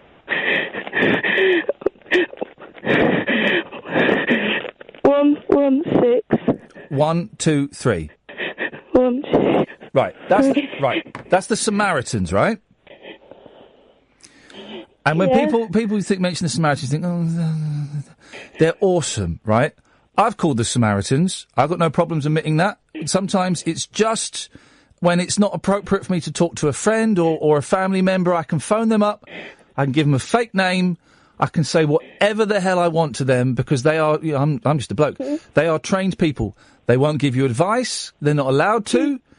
They'll just listen. And if you want to sit on the phone for an hour and cry, they'll listen and they won't hang up. I kind of have to go because of the business of doing this, and I know that you understand that. Yeah, you've got other people. Don't worry about the other people, but we have got Ecuador, and I've got business of doing ads and stuff like that, which is a little bit cold, but it's kind of the fact of it. Give them a call. Why don't you put the phone down and give them a call? And it might not work for you, and if it don't work for you, it doesn't matter. But I find that when I'm feeling like I want to, jump off a building, I want to get drunk and jump off a building, if I phone them, it just eases a little bit of the pressure off. Yeah. Yeah? Can you do that? Thank you. Yeah? Well, don't worry about me. Don't thank me. All you got to do is breathe. Give them a call if you fancy it. And if you don't like it, you can hang up as well on them. They don't mind. You can go, I can't do it, and you put the phone down, and they don't, they care, but they won't, they're not going to call you back, they're not going to report you to anyone. You can do what you want. And then get to sleep. That's all you've got to do. All you've got to do is get to sleep. It'll still be there. Yeah, well, yeah, but you also, maybe you don't know right now, but it might still be there. It will almost certainly be different. Okay. Oh, thank you. I'm sorry. It's all right. You'll be all right. Can you do me one more favour? Yeah. Don't kill yourself tonight, will you? Don't. All right? All right? Thank you. All right, love. Take care. See you later. Ta-ta. Oh, dearie me. I've had a couple of calls like that before, right?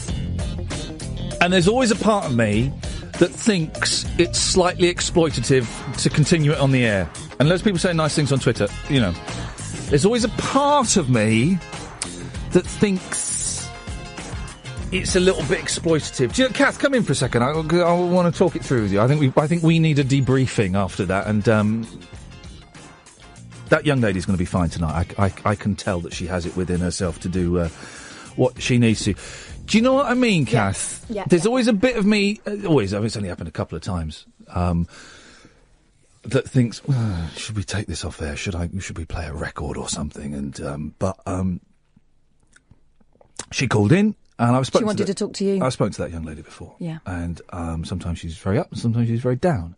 She won't kill herself tonight. I'm confident of it. I know that she can, just sort of get through tonight, innit? But can you hear, crickets? Sounded like a little bit. Hang on. Sounded like we were in an American movie. That would be amazing. Wouldn't that be amazing? That's the dream, to be in an American movie. We'd sit on the porch. Well, I would be asleep. You can sit on the porch, but keep the squeaking down. There's a great scene in that Pee Wee Herman film where he's sitting on a swinging bench with this farmer and his 15 daughters, and it's just a really long bench. Anyway.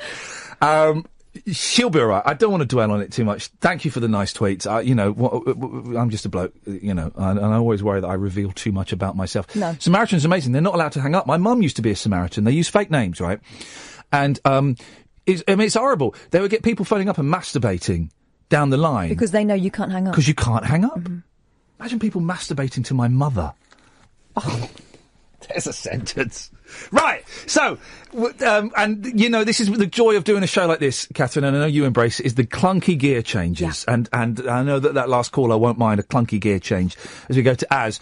Good evening to you, Az. Yo, what's up, Ian? Well, what's up, Az, is I thought that you had a fictional girlfriend in Ecuador. How the hell did you meet someone in Ecuador? You know, the usual story. It was like 8.5 years ago and we were both in India, so, you know. Wow. The usual story! Standard, bro, standard. Why does she live in Ecuador? She does live in Ecuador, yes, bro. When was the last time you had physical contact with her? And I don't mean anything filthy. The last time I gave her a nice big hug was just a couple of months ago. I was in Ecuador in February. And did she come over here? She has done. She doesn't like it? No, it's too cold for her. Hang on a second. It turns out she's too many cats for her. Okay, well, Nassine is on the line. Good evening, Nassine. Hi, Ian. Nice to meet you. It's so nice to meet you, because I thought that Az was some sad, pathetic loser, but it turns out he's got what sounds like a delightful, yeah, exactly, and very real girlfriend. So, what language do they speak in Ecuador, Catherine? Spanish, but Nassine, do you speak Spanish? Of course. Of course. Go on then, you two chat in Spanish then, go on. Bueno, podemos charlar en español si quieres. ¿De dónde eres? ¿Cómo sabes español? Sí, estudiaba ahí. Keep going. Man, tu español es mucho better than mío. bit longer. Stop it. I love it. It's very off-putting. Right, what's your problem with, I tell you what, Ed, sorry, could you call Dennis back, because it's going to... What's your problem with cats, Nassine? Yeah, what's your problem with cats, Nassine? Steady on, fella, I'm sorting this out. Shall I translate? All right, I've got your back, though. Nassine, ¿por qué no te gustan los gatos? You've got who's back now. The problem, I have never liked cats, and Iain just keeps saying that if this goes further, he wants to have a cat in his house. But I've always had a dog. I'm a super, super, super dog person, so... I've had a cat for the last 15 years. It's her birthday today. She's 17. Happy birthday, Velvet. I've had a dog for... happy birthday to the cat. I need to go and buy her a present. I've had a dog for about 8 months, okay? The cat is way better than the dog. She's better company. The dog the dog had like mud stuck in her fur the other day, right? And I was rubbing off my fingers. That wasn't mud. You were doing what? I was rubbing the mud from my dog's fur. Then I smelt my fingers. That wasn't mud. Fox poo. It was some kind of poo. The cat would have licked that off and cleaned it. Yes, dogs are dirty. She wouldn't have rolled in it in the first place. No, exactly. Now, see, cats are clean, dogs are dirty, cats are clever, dogs are stupid. Cats give you love and comfort when dogs just want you to give them pleasure. Steady as. And her dog smells really bad, I'm telling you. What make of dog have you got, Nassine? I have a pug. A pug? Oh, I love those. They're so cute. It. They're horrible. No, little faces. Nassine, it's the same size as a cat. You might as well just get a cat. What's his name, Nassine? It's super cute. What's it called? Bully. Willie? Have you got Willie? Bully. Right, okay. How old is the dog?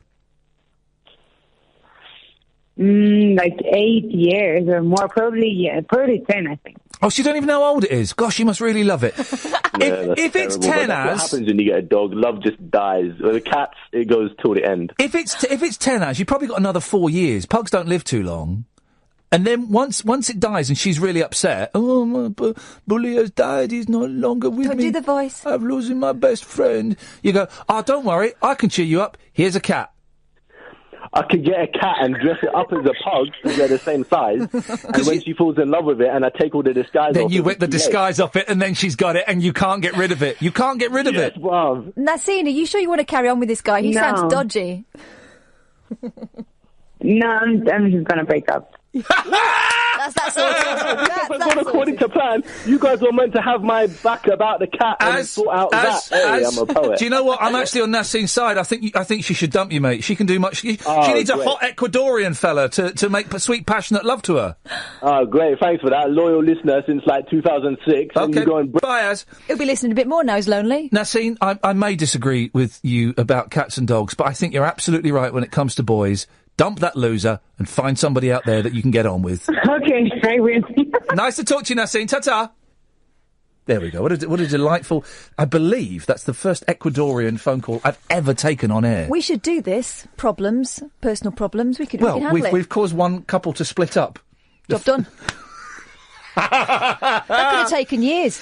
Dennis, Happy Tree, stay there. 0844 499 1000. Let me just give Id the finger.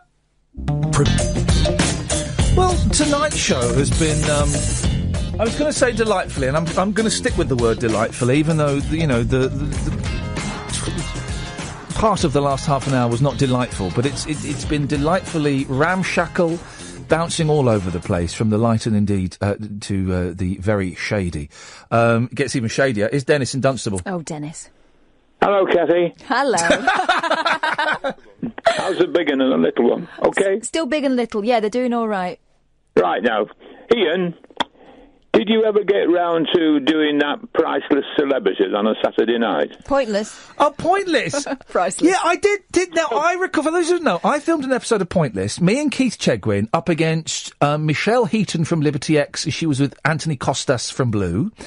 And Nicholas Parsons, who didn't have a clue what was going on, with Helen Lederer, and Rav Wilding up against a delightful woman who's on Loose Women, and she was in the bill, and I can't remember her name, but she was delightful, right? And I filmed it, and spoiler alert, me and Cheggers won. We got through to the final round. We didn't win the prize money, but we got through to the final round. I also made it. Now, I made a terrible faux pas. Well, it sounded bad. I answered a question in a racist way. Or in a way that sounded racist. Yes. Because you're not a racist person. Well. But it was a racist answer. I gave a racist answer on Pointless, right? And this was like June or July of last year. And I thought it had gone out. But loads of people keep saying, has your Pointless gone out? Has your Pointless gone out? But it was just before that thing happened. So I wonder whether a note went round. No. Because I've been on other BBC stuff since they shafted me. I see it regularly, and I never saw it once. I mean, I made sure I put it on record so I wouldn't miss it. Get a life, mate. Wasn't there. I'm sorry. I've got it. Now, listen, I have it on DVD. I've not watched it. I've sent it. My sister's got one in New Zealand. Have you watched it, Joe? You better have. I haven't watched it. I don't think it's been on. I think I've got black balls. Pardon? I wouldn't be surprised. I think I've been blackballed. Yeah. By the BBC. Mm-hmm. Yes. I know. I don't think. I don't know why. Was the answer too racist for it to be broadcast? But it's not the first time they've done it too, is it? I once filmed a whole series for Channel 4, my own series for Channel 4, 6-part series of chat show. They never showed any of it. I've got it on VHS in the garage if anyone wants to watch. Who did you interview? David Dickinson, Simon Day. Yeah. Lulu! Yeah. Oh, I sat at Lulu's feet in the green room while she told boring stories about rock and roll.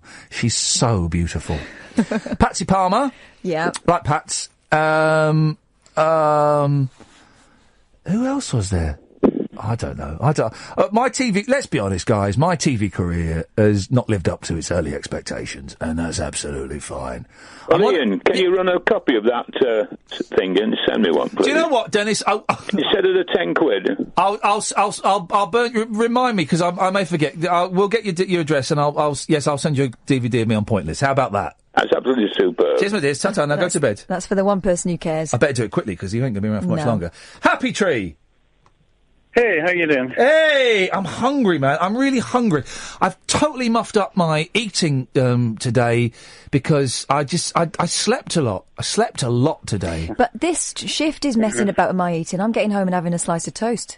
Yeah, I will. I'll have a bowl of muesli when I get home. Oh. We haven't got bread. We don't tend not to have bread in there. No, I know what I'll have. We've got French tartlets made by my mother-in-law. Delicious. Pastry, strawberries, and like a sort of custardy thing in the middle. Creme pat.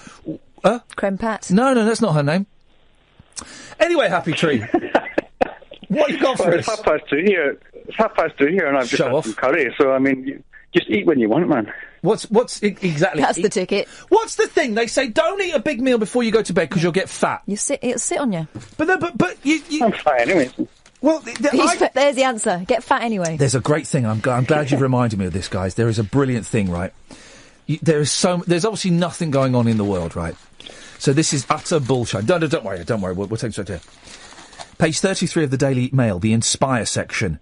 How to diet in your sleep. What? Yes, it sounds too good to be true, but here a top doctor reveals a weight loss regime that's blissfully simple and effective. Dr. Jason Fung. Come on, dude. Diet in your sleep? You're making that up. How do you do it? But we all fast in our sleep. That's why we call it breakfast. Well, most of us do. Most of us do. There is a thing of sleep eating, apparently. You're joking. No, I'm not. Yeah. There's some people who'll go down to the fridge in their sleep, open it up, and empty it. That's fine. That's why there were cat treats all over the floor. I was obviously nibbling on them during the night.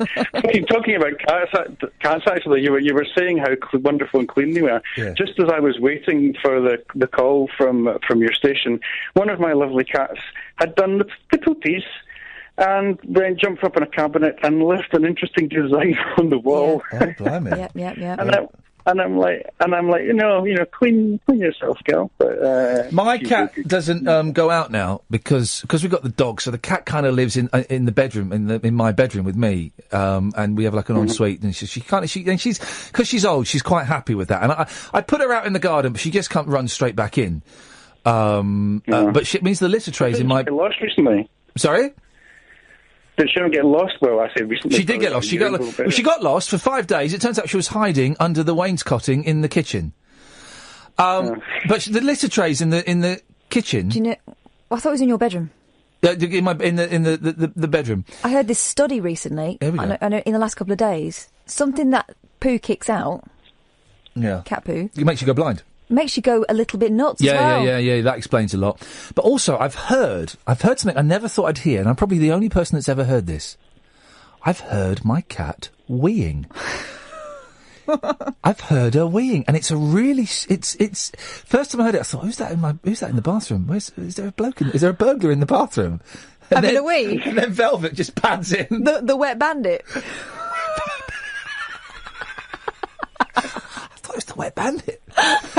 Leaving his calling card, his wet calling card. Got to lock up your toothbrush. Yeah, but no, then Velvet just pads in.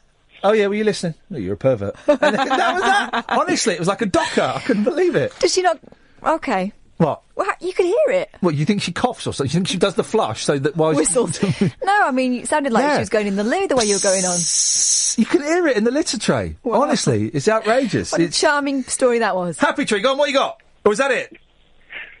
Well, no, it was actually, I was going to phone about Lionel Blair, but I think in light of the call that you got, I would just like to congratulate the way you handled it. You're right, we caused a young couple to split up, and I'm very, very proud of it. It was for the best. Line 2, you're on the wireless. Hello? Oh, no, there's something. That line 2. It's a little bit, let's try there we go. Line 1, you're on the wireless. Hello? I can hear you. Is that me you're talking to? Yeah. Yes, it is, John. Noah. Hello? Hello? Hello? Hello? Hello? Can you hear me? Not really. The phone signal's been playing up all day at my end. Oh, that's perfect. What did you want to say, Noah? I just wanted to say, wow, what a remarkable evening. What have you been up to? I was... Showing off. I was... I finally got round to reading Alex Ferguson's last book on leadership. And as I was reading that, I sort of was dipping in and out of consciousness with what was going on the radio, and I just wanted to say that you handled that incident rather well. What, Happy Tree talking about his cat doing a poo in the house? And smearing it on the work surface. No, I know no, what the you other mean. I know what one. you mean. No, well, thank you very much. Yeah.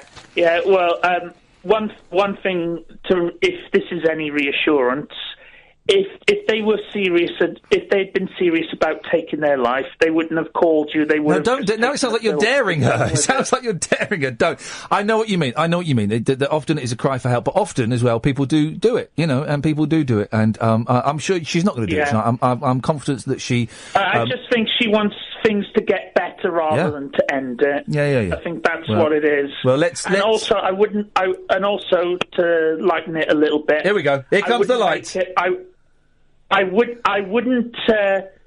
burn a copy and accept money of that unaired Pointless if I were you, because I think it may be technically illegal. Oh, blimey, what, pirating my own performance? I've sent a copy to my sister in New Zealand. Have I broken the laws? No, I don't. You only break it if you make a profit off of it. Well, he's not selling it to Dennis. I'm going to send him a freebie. He offered a tenner for it. No, I owe him a tenner. I owe him a tenner because he's not dead. I had a bet that he wouldn't make 90, and he did. I wanted double or quits. He won't make. Speaking of recording things off the telly and the radio, did you ever remember a show by Armando Iannucci called The Friday Night Armistice? I do remember The Friday Night Armistice. I think it was on when I was at college, maybe. It was on a period in my life when I wasn't watching a lot of telly for various reasons. It was brilliant, and the first episode of one series, there was this stuff about Jack Straw's son and a reporter being, arrested for entrapment, blah, blah, blah. Yeah. And they did this little skit where they weren't allowed to mention a certain newspaper editor by name, although they could legally refer to them as a stoat-faced tosser. Well, there you go. And he gave an interview on a BBC radio station that will remain nameless. Yes, good. And then he wrote a letter to Piers Morgan asking for a copy of that interview on BBC Radio, and he sent £10 for his trouble. Well, there you go. So he got the tape recording with a leaflet with compliments from the Mirror, and then he turned around and encouraged his viewers to arrest Piers Morgan for breaking the law. He's good, Armand. Thank you for that, Noah. You probably had to be there.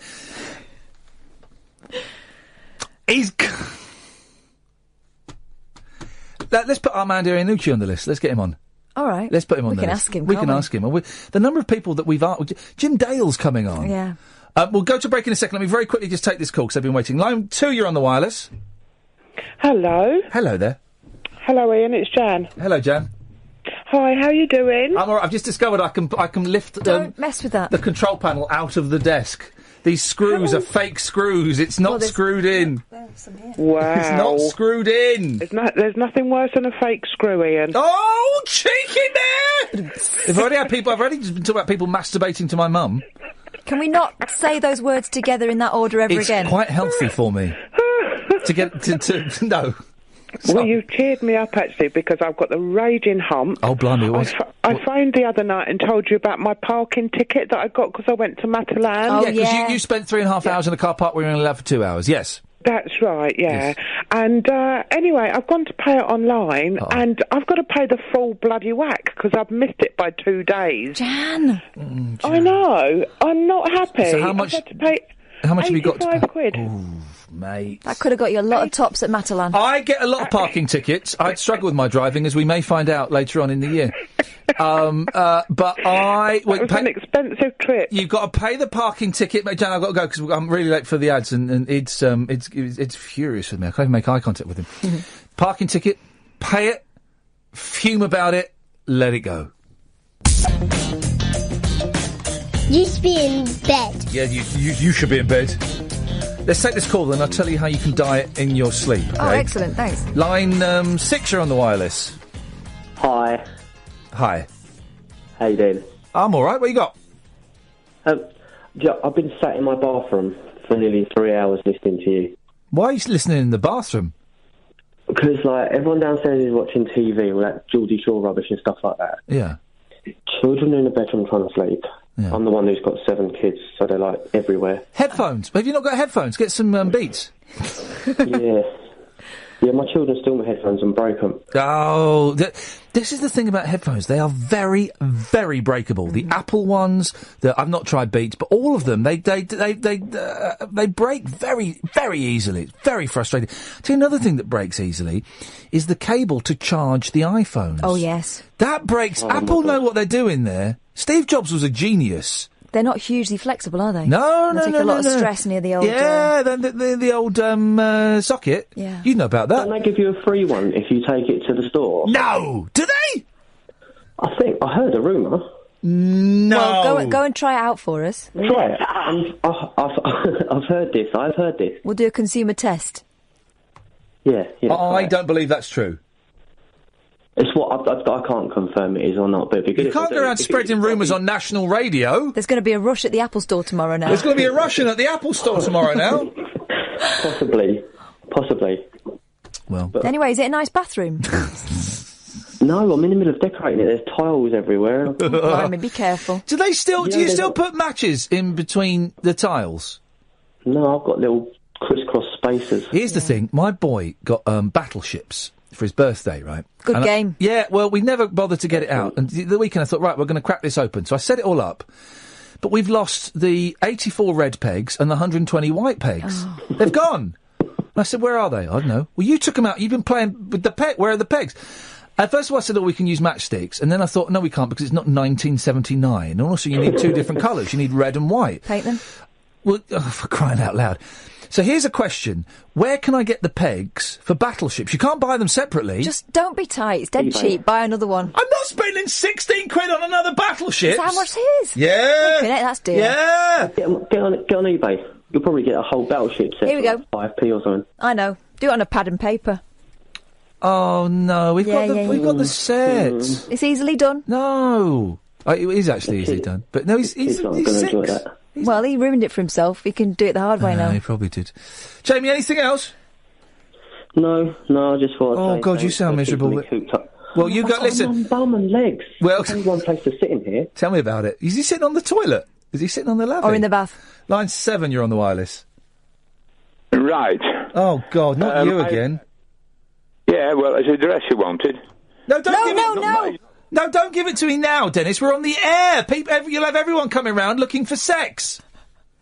Well, they can get it any time they like. I've still got a walking stick. Oh, blimey. Dennis, listen, we'll sort it out tomorrow, mate. We'll sort it out tomorrow. We'll give you a call before the show. He's keen for that pointless, isn't he? It's not that good. Line 9, you're on the wireless. First time on the new talk radio. Hello, mate. How you doing? All right, Ian. Not bad, thanks. It's got Russ in the Midlands this way. Why are you... can I ask? Right. Remind me of your name, fella. Russ. Right. Russ, can I ask a question? Right. I am a fan of speech-based radio, right? It's all I listen to. Don't listen to music radio. I won't be listening to the new... I'll be listening to the New Virgin, of course. But I listen to them all. Why are you not listening to Ian Collins? Because you phone him up all the time, Russ. I'm a big fan of Mr. Collins. Yeah, I've been dipping over, trying out the new station. So you did. I feel honoured, Russ. Okay, what can I do to make you stay and make you abandon Collins? Because I like you, Russ. I think you're one of the more intelligent callers to late night radio. You're a good caller. You always make good points. Yeah. I heard you on Darren Adam. I heard you on Darren Adam the other night. Yeah. I'm a bit of a phone tart. A talk radio tart, I suppose. I do get about a bit. So how do we get you to commit? I don't know. It's going to be one of them. It's going to be down to the subject matter, I reckon, on the different stations. Yeah. Well, tonight we're talking about Muslims, black cabs, and Brexit. No, we're not. Don't get me started. Tonight Tonight we've been talking about dieting in your sleep. We've been talking about. That's what I've called up about. Oh, go on, fella, go on. I actually, I don't know whether it's a health issue or what, but over the last sort of 6 to 12 months, I've been getting this sleep-eating business. Boom! I told you it was real. What do you mean sleep? Sleepwalking and eating in your sleep? No, I wake up about an hour or two after going to sleep, feeling hungry, especially craving for something sweet, and usually end up snaffling some peanut M&Ms or cream or something. Excellent use of the word snaffling, by the way. That gives you 5 points, sir. Well, I work nights, you see, so I think, and then, when I try and readjust to days on my days off. Oh, mate, listen, I've done breakfast for the last 4 years. Kathy, you've done it for a bit longer. Mm-hmm. And that messes up with your life. And then coming and doing this shift, the complete opposite end of the day, my body's all over the place. This whole conversation's making me hungry. And we went out for supper before we came. We went out of Chinese. It's very confusing to the body, isn't it, Russ? Yeah, it's your, I don't know what the word is now, funny word, something rhythm. It's just to do with... Your Acadian rhythms. Your Acadian rhythms. That's what it all is. They're all cocked up, but I did, right, now be careful. The Acadian rhythms are all cocked up. I used to, many years ago... Yes. Suffer from a similar disorder, but of the hokey cokey variety. I used to hokey cokey variety. My wife would wake up with rather a surprise, and I'm being totally genuine. Luckily, we were she's my missus that we're married now. I've got literally no idea what you're talking about. There's going to be some In-Out Shake It All About coming on, isn't there? I could phrase it as sleep shagging. You could do. Very delicate. Let's be controversial. So hang on a minute. You would have sex while you were who was asleep in this scenario? Just so we can work out the legality. Both of us. Oh dear, that's not good, is it? I'm sorry to the lady in the studio there. It's okay, I'm no lady. That's no lady. That's Catherine Boyle. Hang on a minute. If you were both asleep, how did you know you were doing it? Well, we'd sort of wake up, obviously, at that point. I was obviously in my sleep, getting a bit fruity. Blimey. I don't know. I can't explain it. I've done it the opposite way round, where I've ended up asleep. Oh, no job should be this much fun. I heard a case. I'm sure I heard a case recently in the media. I don't know if it's this country or abroad, where some guy got done for... I'm sure he got done for rape or something. He was asleep? Linked to this disorder. Yeah, he was asleep. Yeah, I remember the case. He claimed that he was asleep. Russ, listen, it's great to talk to you. I've got to move on because we're coming to the end of the show. You guys. Cheers, mate. And yes, thanks so much. Stick with us. We're better than Collins. Don't tell him I said that. Probably the last call of the night. Line 2, you're on the wireless. Well, now. Yes? You put something out last week. You were saying about someone rung in about sweet and sour pork, and it made a meal. Oh yeah, someone said that sweet and sour pork is dangerous. Yeah. What? Well, I thought I'd put it to the test. Oh. Over the weekend. Yeah. And I was perfectly fine. Well, thank you for conducting that experiment. If you send your invoice in to Julia Hartley Brewer at Talk Radio, she will reimburse you. It's good, sweet and sour. You had sweet and sour pork tonight. Yeah, and I'm feeling okay. So far. What's wrong with it? Who was it who called in and said that it's all dangerous and it's all bad for you? I love it. I had sweet and sour duck tonight, and it's given me indigestion. Jimmy, thank you very much for that. Very quickly, fast in your sleep. At my clinics, I encourage my patients to fast for days, even weeks. But if you're not hugely overweight, things don't have to be quite so draconian. All you need to do is skip a few meals, right? So this is this thing. Start off by aiming for a good old-fashioned 12-hour fast. It's easy. Just eat nothing after your evening meal at 7 p.m. or 8 p.m. No peanuts, no ice cream, no fruit or milky drink, no peanuts. Until your healthy breakfast at 7 a.m. or 8 a.m. the next day. That's called going to bed, isn't it? That's what everybody used to do in the 60s. That's what I do now. Listen to this! That's what everybody used to do in the 60s before bedtime snacks were invented. What? That's like saying pockets were invented in 1968. I've got to very quickly... I've got to read you the end of it. You might not have heard this. Oh, where is the washing machine? Oh... Where is... Oh. I've got... You remember the woman who claimed that she'd had the winning ticket? Yeah, and she'd washed it. She washed it. She sold the washing machine, right? because it was bringing her bad luck, right? And she's getting hate. And the whole story, I'm feeling sorry for. She's getting abuse, apparently, because she lied. I think she's just a star and we should celebrate her, right? And so she sold it for 150 quid. She's given the money to charity. Looking at it filled my head with dread. I hope that selling the machine and donating the money will mean I can get my life back. Then listen to this very last paragraph of the story, right? And I've been bigging her up. Suzanne is currently on trial for allegedly stealing an Xbox controller from a man she met on a dating app. You've got to respect that, haven't you? Talk Radio. We got entertainment, and we're not afraid to use it. Talk Radio.